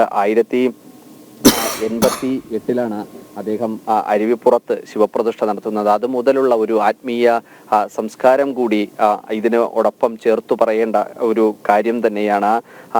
73ാമത്തെ വയസ്സിൽ 1928 സെപ്റ്റംബർ 20 ശാരദാമഠത്തിലെ വീട്ടുമടക്കിൽ അസുഖബാധിതനായി 21 അദ്ദേഹം ഈ സമാധിയായി മാറുന്നത്. നമ്മളോടൊപ്പം തന്നെ ഇപ്പോൾ ഈ ശാരദാമഠത്തിന്റെ ജനറൽ സെക്രട്ടറി ആയിട്ടുള്ള സ്വാമി നമ്മളോടൊപ്പം ചേരുന്നുണ്ട്. നമുക്ക് അദ്ദേഹത്തോട് തന്നെ ഇവിടുത്തെ കൂടുതൽ വിശേഷങ്ങളൊക്കെ തന്നെ അറിയാവുന്നതാണ്. സ്വാമി നമസ്കാരം. ഇന്ന് 97ാമത് സമാധി ദിനമാണ്. എന്തൊക്കെ വിശേഷാൽ പൂജകളാണ് ഇവിടെ ഇന്ന് പ്രത്യേകമായി ക്രമീകരിച്ചിരിക്കുന്നത്? മഹാസമാധി ദിനത്തിൽ ലോകമെമ്പാടും ശ്രീനാരായണ ഗുരുദേവന്റെ 97ാമത് മഹാസമാധി ഭക്തി നിർഭരമായി ആചരിക്കുമ്പോൾ ഗുരുവിൻ്റെ മഹാസമാധി കൊണ്ട് പവിത്രമായ ശിവഗിരി മഠത്തിൽ സമുചിതമായി തന്നെ മഹാസമാധി ആചരിക്കുകയാണ്. എല്ലാ ദിവസവും ശിവഗിരിയിലെ ദിനചര്യ അനുസരിച്ചുള്ള ശാന്തി ഹവനം പർണശാലയിൽ നടന്നു കഴിഞ്ഞു. പിന്നെ ശാരദാ സന്നിധിയിലും മഹാസമാധിയിലും ഒക്കെയുള്ള വിശേഷാൽ പൂജകൾ നടന്നു കഴിഞ്ഞു. ഇനിയുള്ളത് മഹാസമാധി സമ്മേളനമാണ്. മന്ത്രി കെ രാജൻ മഹാസമാധി സമ്മേളനം ഉദ്ഘാടനം ചെയ്യും. ധർമ്മസംഘം പ്രസിഡന്റ് ബ്രഹ്മശ്രീ സച്ചിദാനന്ദ സ്വാമികൾ ആ യോഗത്തിന് അധ്യക്ഷത വഹിക്കും. ധർമ്മസംഘത്തിൻ്റെ ജനറൽ സെക്രട്ടറി ശുഭാനന്ദ സ്വാമികൾ ഉൾപ്പെടെ സന്യാസി ശ്രേഷ്ഠന്മാർ ഈ യോഗത്തിൽ പങ്കെടുക്കും. ശ്രീ ശശി തരൂർ MLA ഉൾപ്പെടെ രാഷ്ട്രീയ രംഗത്തെ പ്രമുഖർ ഈ യോഗത്തിൽ പങ്കെടുക്കും. അതിനുശേഷം നടക്കുന്നത് വിശേഷ ചടങ്ങായ മഹാസമാധി പൂജയാണ്. 3:15 മണിക്കാണ് ഭഗവാൻ ശ്രീനാരായണ ഗുരുദേവൻ മഹാസമാധി പ്രാപിക്കുന്നത്. 1928 ശിവഗിരിയിലെ വൈദിക മഠത്തിൽ വെച്ചാണ് മഹാസമാധി പ്രാപിക്കുന്നത്. ഇപ്പോൾ 3:15 മണിക്ക് പ്രത്യേകമായ പൂജയും പ്രാർത്ഥനയും സമാരാധനയും ശിവഗിരി മഠത്തിൽ നടക്കുന്നതാണ്. ഈ നവോത്ഥാന മൂല്യങ്ങളെ ഏറ്റവും കൂടുതൽ ഉയർത്തിപ്പിടിച്ച ഒരു മഹാത്മാവ് കൂടിയാണ് ശ്രീനാരായണ ഗുരുദേവൻ എന്ന്. ഈ കാലഘട്ടത്തിന്റെ പ്രസക്തി കൂടിയുണ്ട് അദ്ദേഹത്തിന്റെ ഈ സമാധി ദിനത്തിൽ. നമുക്ക് ഓരോ നിമിഷവും പറയാൻ വേണ്ടി ഇവിടെ ഇന്ന് വലിയ തിരക്കുണ്ട്. ഈ വിശേഷാൽ പൂജകൾ, സമാധി പൂജകളിൽ അതെങ്ങനെയാണ് ഒരു ആത്മാരാധന ഈ സമൂഹത്തിന് പകർന്നു നൽകുന്നത്? ഗുരുവിൻ്റെ സന്ദേശം തന്നെയാണ് ഒരു ജാതി, ഒരു മതം, ഒരു ദൈവം, മനുഷ്യന് എന്ന മാനവിക സന്ദേശമാണ് ശ്രീനാരായണ ഗുരുദേവൻ ലോകത്തിന് നൽകിയത്. ലോകമെമ്പാടുമുള്ള മാനവികതയെ സ്നേഹിക്കുന്ന ഒരു മാനവനാകാൻ കൊതിക്കുന്ന എല്ലാവരും ശിവഗിരിയെയും ശ്രീനാരായണ ഗുരുദേവനെയും ഹൃദയത്തിൽ ആരാധിക്കുന്നവരാണ്. നാനാ ജാതി മതസ്ഥരായ ഒട്ടേറെ ഗുരു ഭക്തന്മാർ ഈ ദിനത്തിൽ ഇവിടെ വന്ന് ഉപവാസം അനുഷ്ഠിച്ച് ഗുരുവിനെ ഉപാസന ചെയ്ത് പ്രാർത്ഥിച്ച് മടങ്ങുന്ന ഒരു കാഴ്ചയാണ് നമുക്ക് കാണാൻ കഴിയുന്നത്. ഇപ്പോൾ തന്നെ ശിവഗിരി മഠത്തിലേക്ക് ഒരു വൈദികൻ പൗരോഹിത്യം സ്വീകരിച്ച ഒരു ക്രിസ്തു മതപുരോഹിതൻ ഇന്നലെ തന്നെ ഇവിടെ വന്ന് താമസിച്ച് ഇവിടെ ഉപവാസം അനുഷ്ഠിക്കുകയാണ്. അത്തരത്തിൽ എല്ലാവരെയും ഉൾക്കൊള്ളുന്ന, സമാശ്ലേഷിക്കുന്ന മഹത്തായ തത്വ ദർശനമാണ് അദ്വൈത ദർശനത്തിൻ്റെ വെളിച്ചത്തിൽ ശ്രീനാരായണ ഗുരുദേവൻ ലോകത്തിന് പ്രദാനം ചെയ്തത്. അതുതന്നെയാണ് ഗുരുവിനെ ഇതര നവോത്ഥാന നായകന്മാരിൽ നിന്നും ആത്മീയ ഗുരുക്കന്മാരിൽ നിന്നും വ്യത്യസ്തമാക്കുന്ന മുഖ്യ ഘടകം എന്നുള്ളത്. ഗുരു ഒരേ സമയം ആധ്യാത്മിക ഗുരു ആയിരിക്കുകയും ഒരേ സമയം തന്നെ ജനങ്ങളുടെ സാമൂഹികമായ വിഷയങ്ങളിൽ ഇടപെട്ടുകൊണ്ട് സമൂഹത്തിന് വേണ്ടി പ്രവർത്തിക്കുകയും ചെയ്തു എന്നുള്ളതാണ് ഗുരുവിനെ അതുല്യനാക്കുന്നത്. സ്വാമി നമ്മളോട് സൂചിപ്പിച്ചതുപോലെ തന്നെ ആത്മീയതയും നവോത്ഥാനവും എല്ലാം ഒരുപോലെ സമുചിതം ചെയ്തതാണ് ഈ വർക്കല ശിവഗിരിയിലെ ഈ മഠം എന്ന് പറയുന്നത്. സ്വാമി പറയുന്നത് പോലെ ശീലിച്ചാൽ ഒന്നും പ്രയാസമല്ല, തീയിലൂടെ വേണമെങ്കിലും നടക്കാൻ കഴിയുമെന്ന സ്വാമിയുടെ വാക്യങ്ങൾ പോലെയാണ്. ഇവിടെ എത്തുന്ന ഓരോരുത്തരും അവരുടെ വിശ്വാസത്തെ അല്ലെങ്കിൽ അവരുടെ ആ സന്ദേശത്തെ എല്ലാം തന്നെ ഇവിടെ ആത്മസമർപ്പണം ചെയ്യുന്ന കാഴ്ചയും നമുക്ക് കാണാൻ സാധിക്കുന്നുണ്ട്. ഓരോരുത്തരും ശ്രീനാരായണ ഗുരുവിന് മുമ്പിൽ അവർ പ്രാർത്ഥിക്കുന്നുണ്ട്. അവർ സർവവും ഉപാസനാമൂർത്തിയായി സർവവും സമർപ്പിക്കുന്ന കാഴ്ച നമുക്ക് കാണാൻ കഴിയുന്നു എന്നതാണ് ഏറ്റവും പ്രധാനപ്പെട്ട ഒരു കാര്യം. നേരത്തെ സ്വാമി സൂചിപ്പിച്ചതുപോലെ തന്നെ ഒരു സമൂഹത്തെ, ഒരു സമാജത്തെ, ഒരു ജനതയെ മുഴുവൻ ഉത്ബോധനത്തോടെ പ്രാപ്തമാക്കുകയാണ്. നിങ്ങൾ വിദ്യ കൊണ്ട് പ്രബുദ്ധരായി, സംഘടന കൊണ്ട് ശക്തരായി, വലിയ കരുത്തരായി മാറണമെന്നൊരു സമാജത്തോട് പറയാൻ കരുത്തുള്ള ഒരു നവോത്ഥാന നായകനായി മാറുന്ന കാഴ്ച നമുക്ക് കാണാൻ സാധിച്ചിട്ടുണ്ട്. ആ കാലഘട്ടത്തിനും ഇപ്പുറത്തേക്ക് നമ്മുടെ നാടിനെ ചേർത്തു പിടിക്കുന്ന ഒരു ഉൾക്കാഴ്ച കൂടിയാണ് എന്ന് നമുക്ക് പറയാതിരിക്കാൻ സാധിക്കില്ല. എല്ലാവരും ശ്രീനാരായണ ഗുരുദേവന്റെ സമാധി മന്ദിരത്തിൽ തൊഴുതുമടങ്ങുന്ന കാഴ്ച നമുക്ക് ഇവിടെ നിന്ന് കാണാൻ സാധിക്കും. ഞാൻ ആദ്യം സൂചിപ്പിച്ചതുപോലെ തന്നെ 1904 കേരളത്തിന്റെ ഒരു പ്രധാന തീരദേശം പോലെ ഉള്ള ശിവഗിരി പട്ടണത്തിലേക്ക് സാമ്പത്തികവും സാമൂഹിക പിന്നോക്കാവസ്ഥയൊക്കെ നിൽക്കുന്ന ഈ ജാതി മത ആ വ്യവസ്ഥിതികൾ നിലനിൽക്കുന്ന കാലത്ത് ശ്രീനാരായണ ഗുരു ശിവഗിരിയിലേക്ക് എത്തുന്നത്. കാരണം അദ്ദേഹത്തിന്റെ യാത്ര ചെമ്പഴന്തിയിലെ വയലോരം വീട്ടിൽ ജനിച്ച് അവിടെ നിന്നും കേരളത്തിലും തമിഴ്നാട്ടിലും വിവിധ പ്രദേശങ്ങളിലൊക്കെ തന്നെ അദ്ദേഹം സഞ്ചരിച്ചിരുന്നു. 1888 വലിയ ഐത്തം നിലനിൽക്കുന്ന കാലത്ത് അരുവിപ്പുറത്ത് അദ്ദേഹം ശിവപ്രതിഷ്ഠ നടത്തുന്നതെല്ലാം തന്നെ അതിൻ്റെ ഭാഗമായിട്ടുള്ള ഒരു ചരിത്രബോധം കൂടിയാണ്, ചരിത്ര സംഭവം കൂടിയാണ്. അതിനുശേഷം പിന്നെ 1903 ശ്രീനാരായണ ഗുരുവിൻ്റെ പ്രസിഡന്റായി ശ്രീനാരായണ ധർമ്മ പരിപാലന സംഘം നിലവിൽ വരുന്ന ഒരു സാഹചര്യം ഉണ്ടാകുന്നു. അങ്ങനെ വിവിധങ്ങളായ വർഷങ്ങളിലൊക്കെ തന്നെ വിവിധങ്ങളായ ഘട്ടങ്ങളിലൊക്കെ തന്നെ ഒരു സമാജത്തെ, ഒരു സമൂഹത്തെ മുഴുവൻ ചേർത്തു പിടിക്കുന്ന മുഴുവൻ ആ സമൂഹത്തെ ചേർത്തു പിടിച്ചുകൊണ്ട് ഒരു സമാജത്തിന് മുഴുവൻ മാർഗദർശമായി മാറുന്ന കാഴ്ചയൊക്കെ തന്നെ നമുക്ക് കാണാൻ സാധിച്ചിട്ടുണ്ട്. എന്തായാലും ഇത്തവണത്തെ 97ാമത് ഈ സമാധി ദിനം വിപുലമായി തന്നെയാണ് ശ്രീനാരായണ ഗുരുദേവന്റെ സമാധി മന്ദിരമായ വർക്കല ശിവഗിരി ആശ്രമത്തിൽ ആചരിക്കുന്നത്. നേരത്തെ നമ്മൾ സ്വാമി സൂചിപ്പിച്ചതുപോലെ രാവിലെ 10 മണിയോടുകൂടിയാണ് ഇന്നത്തെ ഈ സമാധി ആഘോഷങ്ങളുടെ ഈ സമ്മേളനം ആരംഭിക്കുന്നത്. റവന്യൂ മന്ത്രി കെ രാജൻ സമ്മേളനം ഉദ്ഘാടനം ചെയ്യും. അതിനുശേഷം വിവിധ രാഷ്ട്രീയ കക്ഷികളുടെ മുൻ കേന്ദ്രമന്ത്രി വി മുരളീധരൻ അടക്കമുള്ള വിവിധ കക്ഷി നേതാക്കൾ അടക്കം സാമൂഹിക സാംസ്കാരിക രംഗത്തെ പ്രമുഖരെല്ലാം തന്നെ ഇന്ന് ഇവിടെ എത്തും എന്നതാണ് നമ്മളോട് സ്വാമി അല്പസമയം മുമ്പ് തന്നെ പറഞ്ഞത്. എന്തായാലും വിപുലമായ ആചരണ ക്രിയകളോടുകൂടി തന്നെയാണ് ഇത്തവണത്തെ 97ാമത് ഈ സമാധി ദിനം വർക്കലയിൽ ആചരിക്കുന്നത്. പ്രദീപ്, വീണ പറഞ്ഞു തുടങ്ങിയിരുന്നു. വിവാദങ്ങൾക്കും വിമർശനങ്ങൾക്കും ഒടുവിൽ ADGP MR അജിത് കുമാറിനെതിരെ വിജിലൻസ് അന്വേഷണം തുടങ്ങുകയാണ്. വിജിലൻസ് SP ജോൺ കുട്ടിയുടെ നേതൃത്വത്തിൽ ഇന്ന് അന്വേഷണം ആരംഭിക്കും. സുജിത് ദാസിനെതിരായ വിജിലൻസ് അന്വേഷണവും തിരുവനന്തപുരം സ്പെഷ്യൽ ഇൻവെസ്റ്റിഗേഷൻ ടീം നടത്തും. അതേസമയം വിവാദങ്ങൾക്കിടെ മുഖ്യമന്ത്രി ഇന്ന് മാധ്യമങ്ങളിൽ കാണും. പ്രതികരിക്കുമോ, എന്തിലൊക്കെ പ്രതികരിക്കും എന്നതാണ് കണ്ട് അറിയേണ്ടത്. ഇപ്പോൾ പ്രജിത്ത് മോഹനൻ ചേരുകയാണ്. പ്രജിത്തിലേക്ക് വന്നപ്പോഴാണ് കവിയൂർ പൊന്നമ്മയുടെ മൃതദേഹം, ഭൗതിക ശരീരം ലസി ആശുപത്രിയിലെ മോർച്ചറിയിൽ നിന്ന് ഹാളിലേക്ക് മാറ്റിയത്. പ്രജിത്ത്, അന്വേഷണം ഇന്ന് ആരംഭിക്കും എന്ന് അറിയുന്നു. അന്വേഷിക്കുന്നതൊരു SP റാങ്കിലുള്ളൊരു ഉദ്യോഗസ്ഥനാണ്. അതിനൊരു ഔപചാരികത വരുത്താനായി വിജിലൻസ് ഡയറക്ടർ മേൽനോട്ടം വഹിക്കും എന്നും പറയുന്നുണ്ട്. 2 കാര്യങ്ങൾ: എത്ര ഗൗരവതരമാണ് ഈ അന്വേഷണം? 2, ഇത് ഫലപ്രാപ്തിയിൽ എത്തും എന്ന് കരുതാനാകുമോ? അതോ ഒരു ആരോപണം ഉയർന്ന പശ്ചാത്തലത്തിൽ ഇലയ്ക്കും മുള്ളിനും കേടില്ലാതെ ഉള്ള ഒരു പ്രശ്നപരിഹാരത്തിനാണോ മുഖ്യമന്ത്രിയും രാഷ്ട്രീയ നേതൃത്വവും ശ്രമിക്കുന്നത്? പ്രജിത്ത്.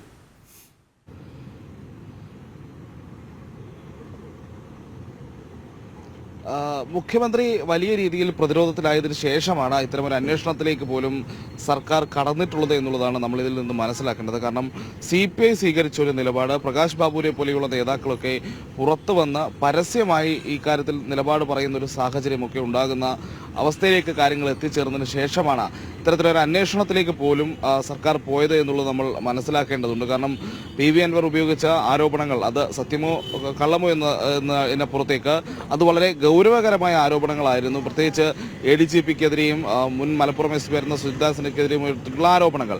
ആ ആരോപണങ്ങളിൽ ഒരു പ്രാഥമിക പരിശോധന പോലും ഒരു സർക്കാർ നടത്താത്ത സാഹചര്യത്തിൻ്റെ ഒരു പ്രശ്നം അത് പലപ്പോഴായി പല ഘട്ടങ്ങളിലായി പലരും ഉയർത്തിയതാണ്.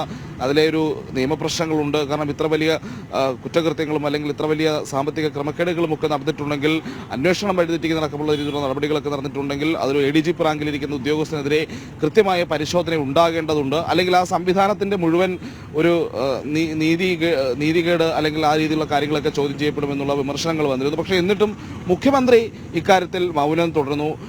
അൻവർ ഉയർത്തിയ ആരോപണങ്ങളിൽ DGPയുടെ ഭാഗത്ത് നിന്ന് വിജിലൻസ് അന്വേഷണത്തിന് ശുപാർശ വന്നിട്ട് കൂടി മുഖ്യമന്ത്രി മൗനം തുടർന്നു. ദിവസങ്ങൾ മൗനം തുടർന്നു.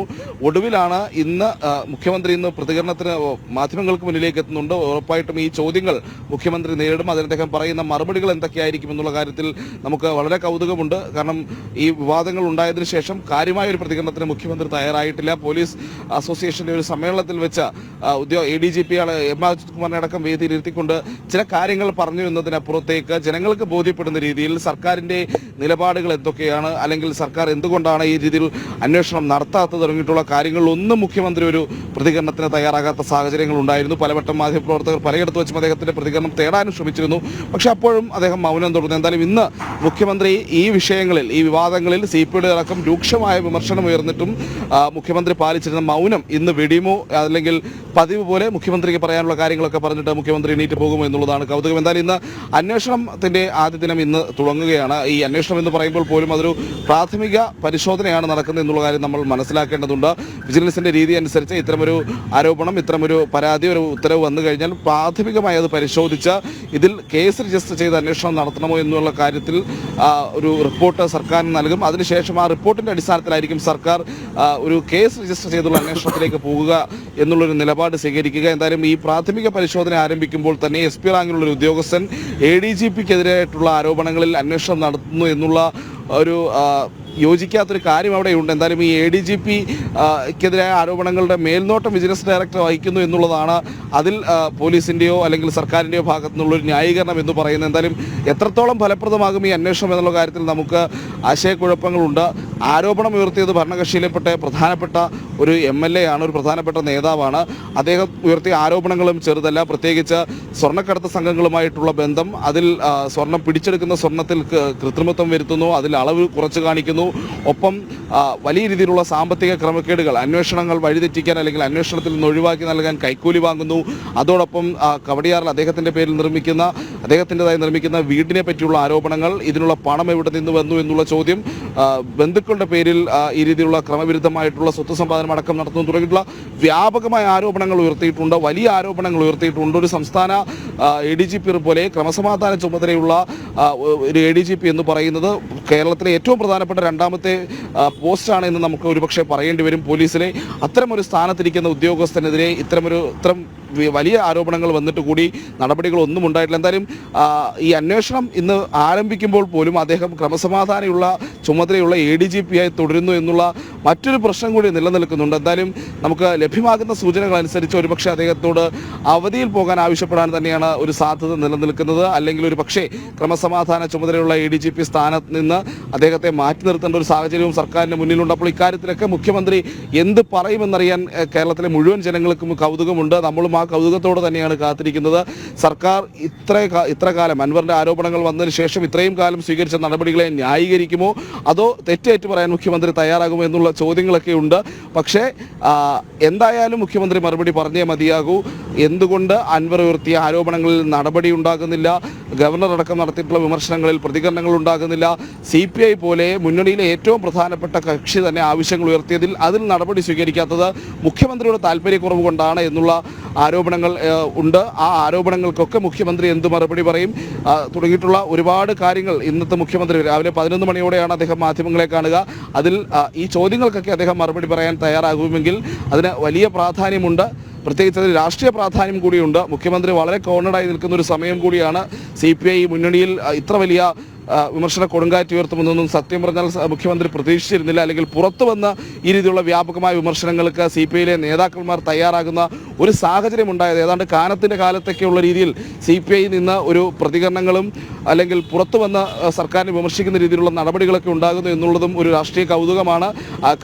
കാനം ചുമതല ഒഴിഞ്ഞ ശേഷം പിന്നീട് ആ രീതിയിലേക്കുള്ളൊരു വിമർശനങ്ങളോ ഒന്നും CPIയുടെ ഭാഗത്തു നിന്നുണ്ടായിട്ടില്ല. പക്ഷേ വീണ്ടും CPIയുടെ ഭാഗത്തു നിന്ന് സർക്കാരിനെതിരെ, സർക്കാരിൻ്റെ നയങ്ങൾക്കെതിരേക്കുള്ള വിമർശനങ്ങൾ വരുന്നു എന്നുള്ളതും ഏറ്റവും ശ്രദ്ധേയമായ കാര്യമാണ്. എന്തായാലും ഇന്ന് മുഖ്യമന്ത്രി എന്താണ് പറയുന്നത് എന്നുള്ളതിലാണ് എല്ലാവരും കാത്തിരിക്കുന്നത്. അദ്ദേഹം ഈ ആരോപണങ്ങളുമായി ബന്ധപ്പെട്ട് ADGPയെ സംരക്ഷിക്കാൻ നിലപാട് സ്വീകരിച്ചു തുടങ്ങിയിട്ടുള്ള ആരോപണങ്ങൾ, അത്തരം വിമർശനങ്ങൾ, അതിനുള്ള മറുപടി എന്ത് പറയും എന്നുള്ളതാണ് ഏറ്റവും പ്രധാനപ്പെട്ട കാര്യം.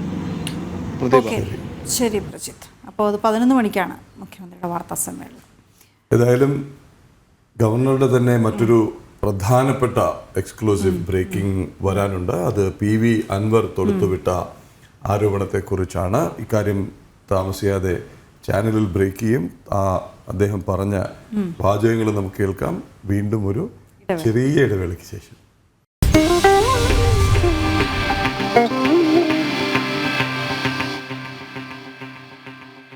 ഇന്നലെ അതിമനോഹരമായ ചില ദൃശ്യങ്ങൾ നമ്മൾ സംപ്രേഷണം ചെയ്തിരുന്നു.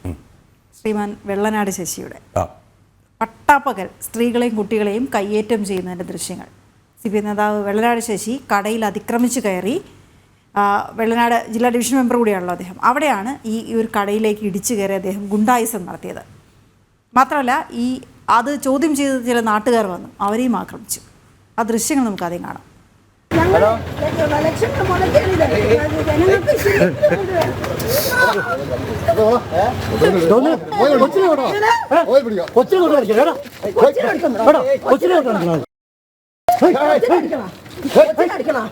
നിങ്ങളെ ഗുണ്ടായിസ നിങ്ങളെ കൊച്ചിനെ അടിക്കണ നിങ്ങളെ ഗുണ്ടായിസ നിങ്ങളെ കയ്യിലിരിക്കും അടിക്കാൻ പറഞ്ഞു താനാരോ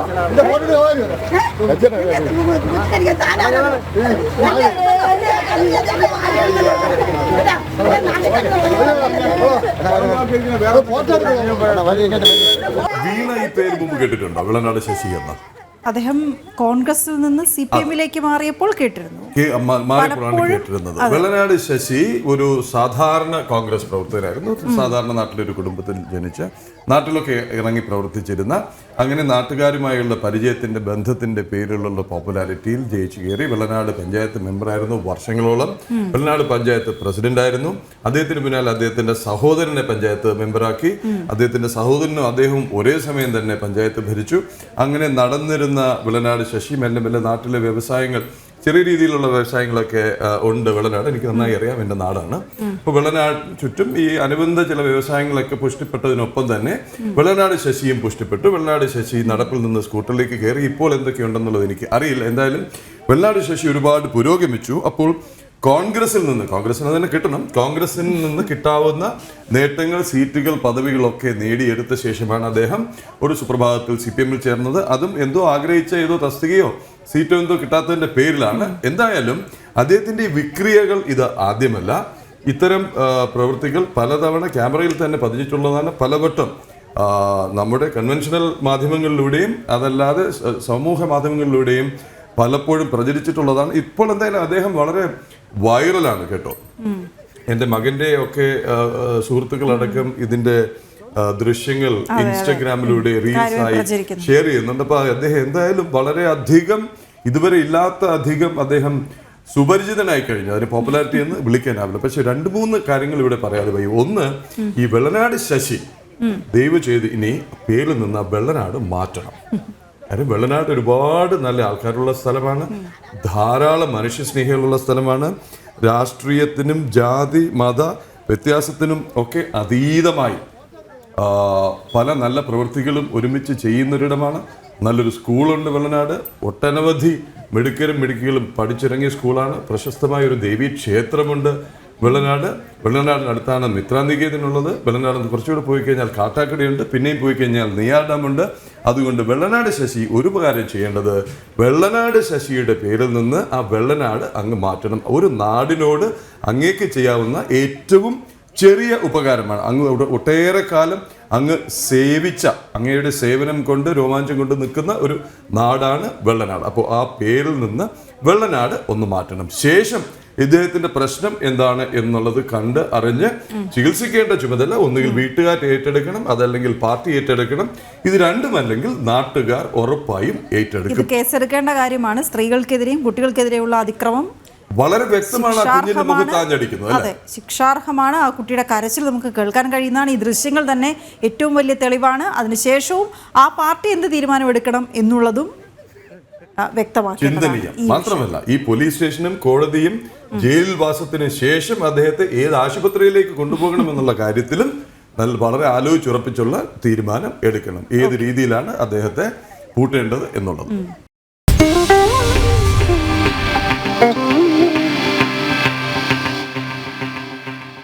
കേരളത്തിലെ സ്വകാര്യതാ അവകാശ ലംഘനത്തിൽ തുറന്നടിച്ച് ഗവർണർ ആരിഫ് മുഹമ്മദ് ഖാൻ. അദ്ദേഹം ഉദ്ദേശിച്ചത് എന്ത് എന്ന് വ്യക്തമാണ്. ആരുമായുള്ള സംഭാഷണം അവരുടെയും നിയമപരമായ അധികാരത്തിൻ്റെയും അനുമതി ഇല്ലാതെ റെക്കോർഡ് ചെയ്യാനുള്ള അവകാശം ആർക്കുമില്ല. ഇത് ഗൗരവമായി അന്വേഷിക്കപ്പെടേണ്ട വിഷയമാണെന്നും ഗവർണർ പറഞ്ഞു. ഇത്തരം സംഭവങ്ങൾ സംബന്ധിച്ച് മുഖ്യമന്ത്രിയോട് റിപ്പോർട്ട് ആവശ്യപ്പെട്ടതായും ഗവർണർ ചൂണ്ടിക്കാണിക്കുന്നു. Janam TV big interview chief editor Pradeep പിള്ളയ്ക്ക് നൽകിയ അഭിമുഖത്തിൽ സംസാരിക്കുകയായിരുന്നു അദ്ദേഹം ഉദ്ദേശിച്ചത് PV അൻവർ ഉയർത്തിയ വിവാദം തന്നെയാണ്. Right to privacy. I have already written to the Chief Minister that I want a report from the government. No violation of the fundamental rights of the citizens of India.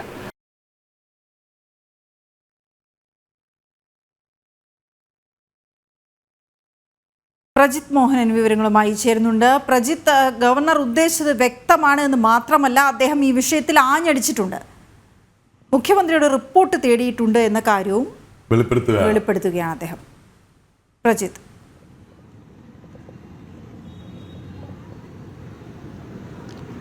ഈ ADGPക്കെതിരെ PV Anwar MLA ഉയർത്തിയിട്ടുള്ള ആരോപണങ്ങൾ, PV അൻവറിന്റെ വെളിപ്പെടുത്തലുകൾ തുടങ്ങിയിട്ടുള്ള വിഷയങ്ങളിൽ മുഖ്യമന്ത്രി കൂടുതൽ പ്രതിരോധത്തിലാകുന്ന സാഹചര്യത്തിൽ കൂടിയാണ് ഈ ഗവർണറുടെ ഈ തുറന്നു പറച്ചിൽ അല്ലെങ്കിൽ സർക്കാരിനെ കൂടുതൽ ആക്രമിച്ചുകൊണ്ടുള്ള ഒരു നിലപാട് സ്വീകരിക്കുന്നത് എന്നുള്ളത് നമ്മൾ എടുത്തു പറയേണ്ടതുണ്ട്. കാരണം സ്വകാര്യത എന്ന് പറയുന്നത് ഏതൊരു പൗരന്റെയും പ്രാഥമികമായ അവകാശങ്ങളിൽ ഒന്നാണ്. അത് ഭരണഘടന ഉറപ്പ് നൽകുന്നതാണ്. അതിൽ ഒരു ലംഘനം വരുത്തുന്നത് നിയമപരമായ നടപടിക്രമങ്ങൾക്കല്ലാതെ അതുമായി ബന്ധപ്പെട്ടിട്ടുള്ള കാര്യങ്ങൾക്ക് വേണ്ടി അല്ലാതെ ഇത്തരം നടപടികൾ സ്വീകരിക്കുന്നത് തീർത്തും ഭരണഘടനാ ലംഘനമാണ് എന്നുള്ള വിലയിരുത്തലുകൾ നേരത്തെ തന്നെ വന്നതാണ്.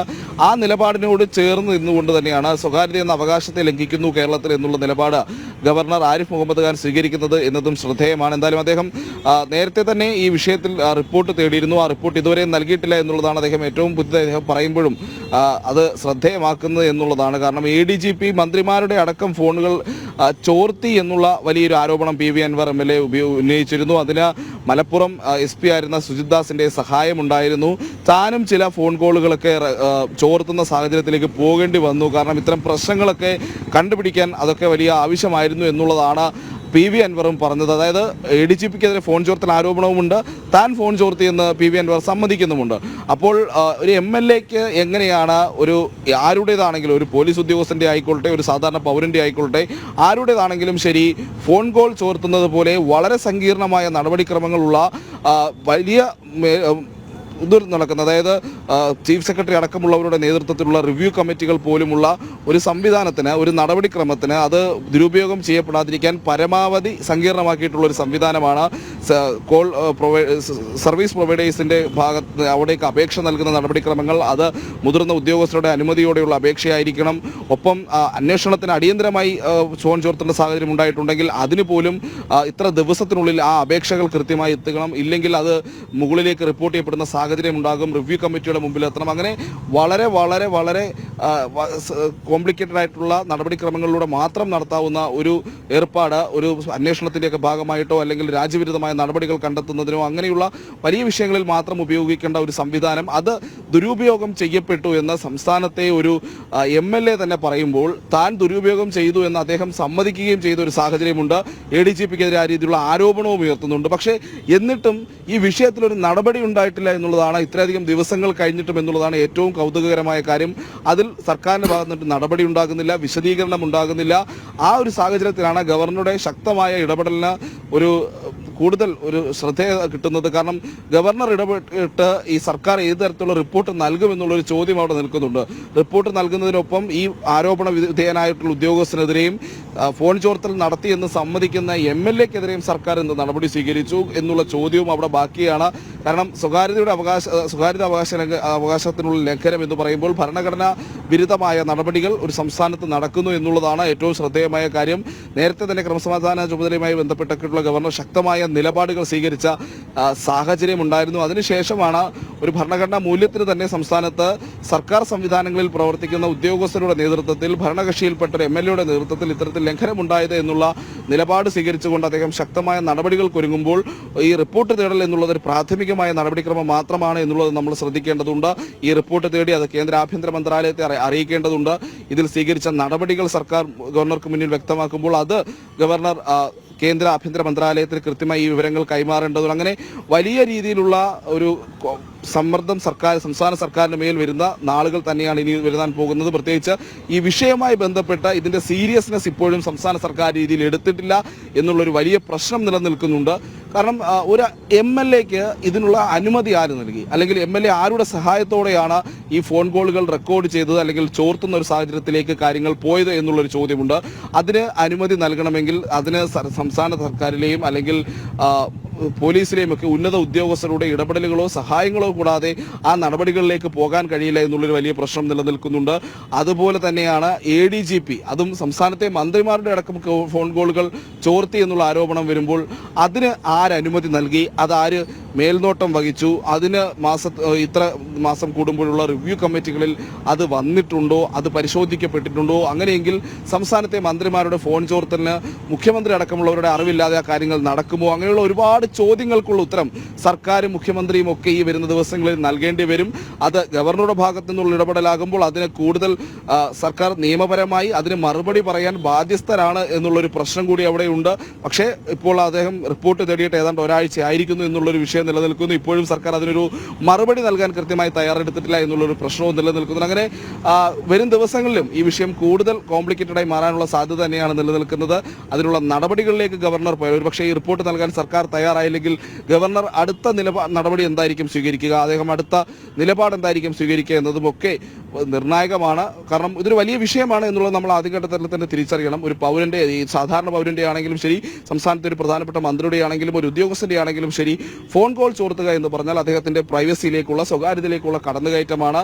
അനുയോജ്യമായ ആവശ്യമായ നിയമ നടപടിക്രമങ്ങളിലൂടെ മാത്രം മുന്നോട്ട് പോകേണ്ട ഒരു പ്രവൃത്തിയാണ് ഈ പൊതുവിടത്തിൽ വലിച്ചിഴച്ച് ഒരു MLA-ക്ക് പോലും ചെയ്യാവുന്ന ഒരു കാര്യമായി മാറ്റിയിരിക്കുന്നത് എന്നുള്ളൊരു ഒരു വളരെ ഗുരുതരമായ സാഹചര്യം സംസ്ഥാനത്തുണ്ട്. അതിലാണ് ഗവർണറുടെ ഇടപെടലും വന്നിരിക്കുന്നത്. ഓക്കെ, ശരി പ്രജിത്ത്, ആ കാര്യത്തിൽ ഗവർണർ എന്ത് ഉദ്ദേശിച്ചു എന്നുള്ളത് വ്യക്തമാണ്. ശക്തമായി അദ്ദേഹം പ്രതികരിച്ചിട്ടുമുണ്ട്. പേര് പറഞ്ഞിട്ടില്ല എന്ന് മാത്രമേ. അതെ, ഞാൻ പറഞ്ഞു, ഒരു രാഷ്ട്രീയമായ ഒരു ചോദ്യമല്ല, ഒരു രാഷ്ട്രീയ പാർട്ടിക്കുള്ളിൽ ഉണ്ടായിരിക്കുന്ന ചേരിതിരിവോ അല്ലെങ്കിൽ എന്തെങ്കിലും ശത്രു നിഗ്രഹമോ അല്ല ഞാൻ ഉദ്ദേശിക്കുന്നത്. അതിനും അപ്പുറത്തേക്ക് ഗൗരവതരമായ ഒരു വിഷയം ആയതുകൊണ്ട് അപ്പോൾ അദ്ദേഹം പറഞ്ഞു, ഇല്ല, രാഷ്ട്രീയത്തിലേക്ക് ഞാൻ കടക്കുന്നില്ല, അതേക്കുറിച്ച് പറയേണ്ട ആളല്ല ഗവർണർ. പക്ഷേ അതിനും അപ്പുറം വളരെ വലിയൊരു ഇഷ്യൂ, ഒരുപക്ഷെ പലരും ചൂണ്ടിക്കാട്ടിയിട്ടില്ലാത്ത ഒരു യഥാർത്ഥ വിഷയത്തിലേക്കാണ് ഗവർണർ കടന്നത് എന്നുള്ളതാണ് ഏറ്റവും ശ്രദ്ധേയം. അതുപോലെ തന്നെ അദ്ദേഹം വെളിപ്പെടുത്തിയത് മുഖ്യമന്ത്രിയോട് റിപ്പോർട്ട് ആവശ്യപ്പെട്ടു എന്നുള്ളതാണ് ഇതിൽ ഏറ്റവും പ്രധാനപ്പെട്ട വാർത്തയും. പ്രേക്ഷകർ ചിലർ ചോദിച്ചത് എപ്പോഴാണ് പൂർണ്ണരൂപം കാണാൻ കഴിയുക. ഇന്ന് രാത്രി 8:30 ജനം TV ഈ അഭിമുഖത്തിന്റെ പൂർണ്ണരൂപം കാണാൻ കഴിയും. ഇനി ഷിരൂരിലേക്ക് പോകണം. ഷിരൂരിൽ മണ്ണിടിച്ചിലിൽ കാണാതായ അർജുന് വേണ്ടിയുള്ള തിരച്ചിൽ ഇന്ന് ആരംഭിക്കും. തിരച്ചിൽ നാവികസേന നിർദ്ദേശിച്ച 3 പോയിന്റുകളിലാണെന്ന് കളക്ടർ വ്യക്തമാക്കുന്നു. പുഴയിൽ ഇറങ്ങി പരിശോധിക്കാൻ ഈശ്വർ മാൽപേക്കും ജില്ലാ ഭരണകൂടത്തിന്റെ അനുമതി ലഭിച്ചിട്ടുണ്ട്. തിരച്ചിലിനായി അർജുന്റെ സഹോദരി ഷിരൂരിൽ എത്തിയിട്ടുണ്ട്. വിവരങ്ങളുമായി ആനന്ദ് പുത്തൂർ ചേരുന്നു. ആനന്ദ്, വളരെ വേദനാജനകമാണ്. ഇത്രയും ദിവസങ്ങൾക്ക് ശേഷം തിരച്ചിൽ തുടരുന്നു, ഒരു വിവരവും ഇല്ല എന്നുള്ളത്. ആ കുടുംബത്തിൻ്റെ, ബന്ധുക്കളുടെ, സുഹൃത്തുക്കളുടെ, നാട്ടുകാരുടെ ഒരു മാനസികാവസ്ഥയെക്കുറിച്ചാണ് ഞങ്ങൾ ചിന്തിച്ചു പോകുന്നത്. ആനന്ദ്.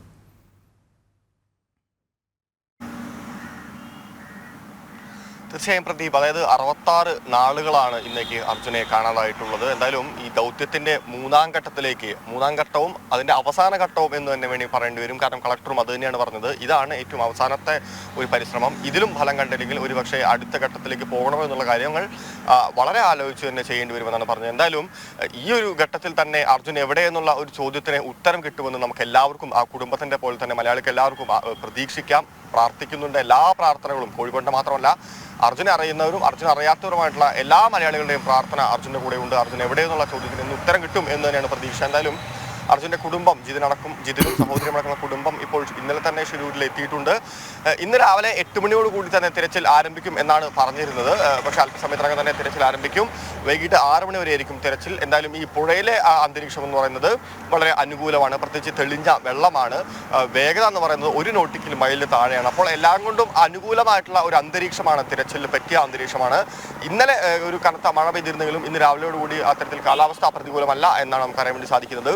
ഈശ്വർ മാൽപേക്കും സംഘത്തിനും അത്തരത്തിൽ പുഴയിലിറങ്ങി തെരച്ചിൽ നടത്താനുള്ള ഒരു അനുമതിയും ഭരണകൂടം നടത്തിയിട്ടുണ്ട്. നാവികസേനയും ഈ തെരച്ചിലിനോടൊപ്പം തന്നെ ചേരും. എന്തായാലും ഡ്രഡ്ജർ ഈ പ്രധാനപ്പെട്ട 3 പോയിന്റുകളിൽ, അതായത് 4 പോയിന്റുകളാണ് അത്തരത്തിൽ കഴിഞ്ഞ ദിവസം അടയാളപ്പെടുത്തിയിരുന്നെങ്കിൽ അതിലെ പ്രധാനമായിട്ടും സാധ്യത കൂടിയ 3 പോയിന്റുകളായിരിക്കും തെരച്ചിൽ നടത്തുന്നത്. ഇതിൽ തന്നെ CP4 എന്ന് പറയുന്ന പോയിന്റിലായിരിക്കും ആദ്യഘട്ടത്തിൽ തിരച്ചിൽ നടത്താനുള്ള ഒരു സാധ്യത എന്നാണ് നമുക്ക് അറിയാൻ വേണ്ടി സാധിക്കുന്നത്. അപ്പോൾ ഈ മണ്ണെടുത്ത് മാറ്റുന്നു, അതായത് ഡ്രഡ്ജർ ഉപയോഗിച്ചുകൊണ്ട് ഈ CP4-ൽ കൂന കൂട്ടിയിട്ടുള്ള ഈ മണ്ണെടുത്തുകൊണ്ട് ഈ ഡ്രഡ്ജറിന് തൊട്ടടുത്തുള്ള ഒരു ബോട്ടിലേക്ക് ഈ മണ്ണ് മാറ്റുകയും അത് മറ്റൊരു സ്ഥലത്തേക്ക് നിക്ഷേപിക്കുകയും ചെയ്യുന്ന രീതിയിലായിരിക്കും, ആ ഒരു പ്രവർത്തന രീതിയിലായിരിക്കും എന്തായാലും തിരച്ചിൽ പുരോഗമിക്കുന്നത്. 3 ദിവസത്തേക്കാണ് ഇപ്പോൾ കരാറുള്ളത്. അതായത് ഈ കമ്പനിയുമായി കരാർ കൊടുത്തിട്ടുള്ളത് 3 ദിവസത്തേക്കാണ്. 3 ദിവസത്തെ തെരച്ചിലിനാണ്. ആവശ്യമെങ്കിൽ അത് 10 ദിവസം വരെ നീട്ടാനും ഉത്തര കന്നഡ ഭരണകൂടം തയ്യാറായിട്ടുണ്ട്. അതൊരു ശുഭപ്രതീക്ഷ നൽകുന്നതാണ്. അപ്പോൾ 10 ദിവസം വരെ, ഈ 3 ദിവസത്തിൽ യാതൊരു സൂചനകളും ലഭിച്ചില്ലെങ്കിൽ 10 ദിവസം വരെ ആ തരത്തിൽ തിരച്ചിലിന് കിട്ടുമെന്നുള്ള ഈ കർണാടക സർക്കാരിന്, അതായത് ഈ ഉത്തര കന്നഡ ഭരണകൂടത്തിന്റെ ഒരു നിലപാട് തീർച്ചയായിട്ടും സ്വാഗതാർഹം എന്ന് തന്നെയാണ് സംസ്ഥാനം അറിയിച്ചിട്ടുള്ളത്. മാത്രമല്ല മഞ്ചേശ്വരം എം എൽ എ അടക്കമുള്ള ആളുകൾ അവിടെ ക്യാമ്പ് ചെയ്യുന്നുണ്ട്, കേരളത്തിന്റെ പ്രതിനിധികൾ എന്ന നിലയ്ക്ക്. എന്തായാലും രാവിലെയോട് കൂടി തന്നെ തെരച്ചിൽ ആരംഭിക്കും. കാലാവസ്ഥ വളരെ അനുകൂലമാണെങ്കിൽ വളരെ പെട്ടെന്ന് തന്നെ കാര്യങ്ങൾക്ക് ഒരു പുരോഗതി ഉണ്ടാകും. ആനന്ദ്, ഇതിന്റെ വിശദാംശങ്ങളിലേക്കും തിരികെ എത്താം. ഒട്ടനവധി വാർത്തകൾ ഇനിയും വരാനുണ്ട്. എറണാകുളത്തേക്ക് പോകണം. പെട്ടെന്ന് വീണ്ടും ഒരു ഇടവേള.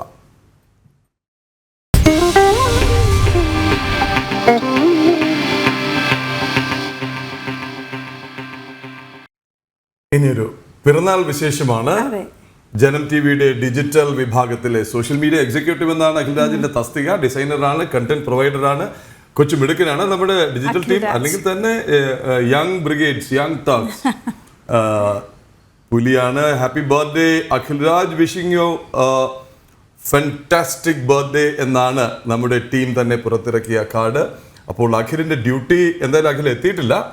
ഡ്യൂട്ടി സമയത്ത് കൈനിറയെ മിഠായിയുമായി വരും എന്നറിയാം. ഇങ്ങനെ തന്നെ പുഞ്ചിരിച്ചുകൊണ്ട് മുന്നോട്ട് പോവുക. ഈ പുഞ്ചിരിയുടെ ആ ഒരു സ്പിരിറ്റ്, ആ പ്രകാശം ടീമിൽ മൊത്തം പടർത്തുക.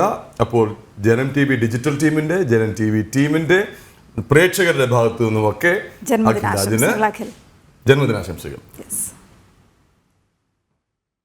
നമുക്കിനി ഒരു വിഷയത്തിലേക്ക് പോകണം. ഇന്റർനാഷണൽ കോസ്റ്റൽ ക്ലീനപ്പ് ഡേ ആണ് 2024. ഇതിന്റെ ഭാഗമായി ഇന്ത്യൻ കോസ്റ്റൽ ഗാർഡ് വിവിധ ഏജൻസികളുടെയും വിദ്യാർത്ഥികളുടെയും പങ്കാളിത്തത്തിൽ ഫോർട്ട് കൊച്ചിയിലും കുഴുപ്പള്ളി ബീച്ചിലും കമ്മ്യൂണിറ്റി ബീച്ച് ക്ലീനപ്പ് ഡ്രൈവ് സംഘടിപ്പിക്കുകയാണ്. പെട്രോളിയം, പ്രകൃതിവാതകം, ടൂറിസം വകുപ്പ് മന്ത്രി സുരേഷ് ഗോപി അതിൽ മുഖ്യാതിഥിയായി പങ്കെടുക്കുന്നു. അദ്ദേഹം അവിടെ എത്തിയിട്ടുണ്ടെന്ന് തോന്നുന്നു. സുധീഷ് ഗോപാലും അവിടെയുണ്ട്.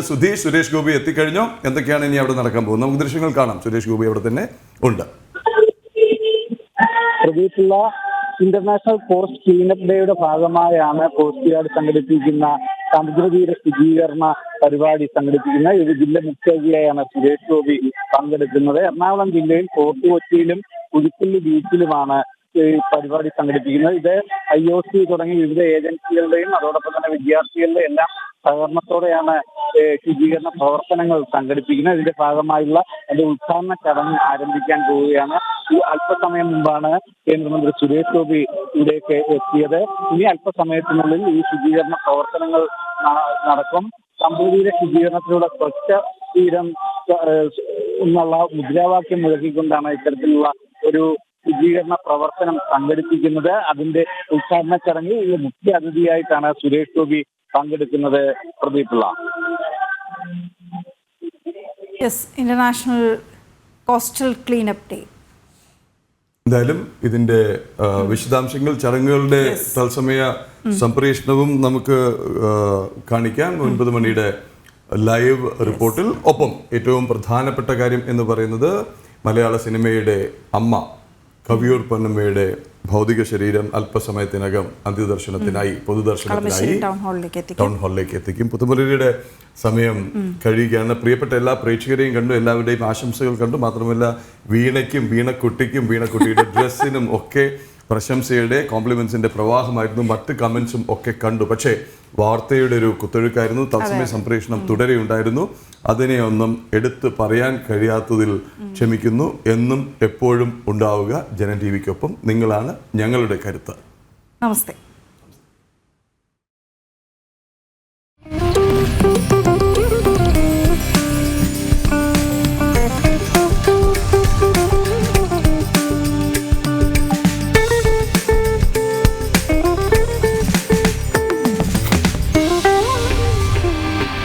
Mm-hmm.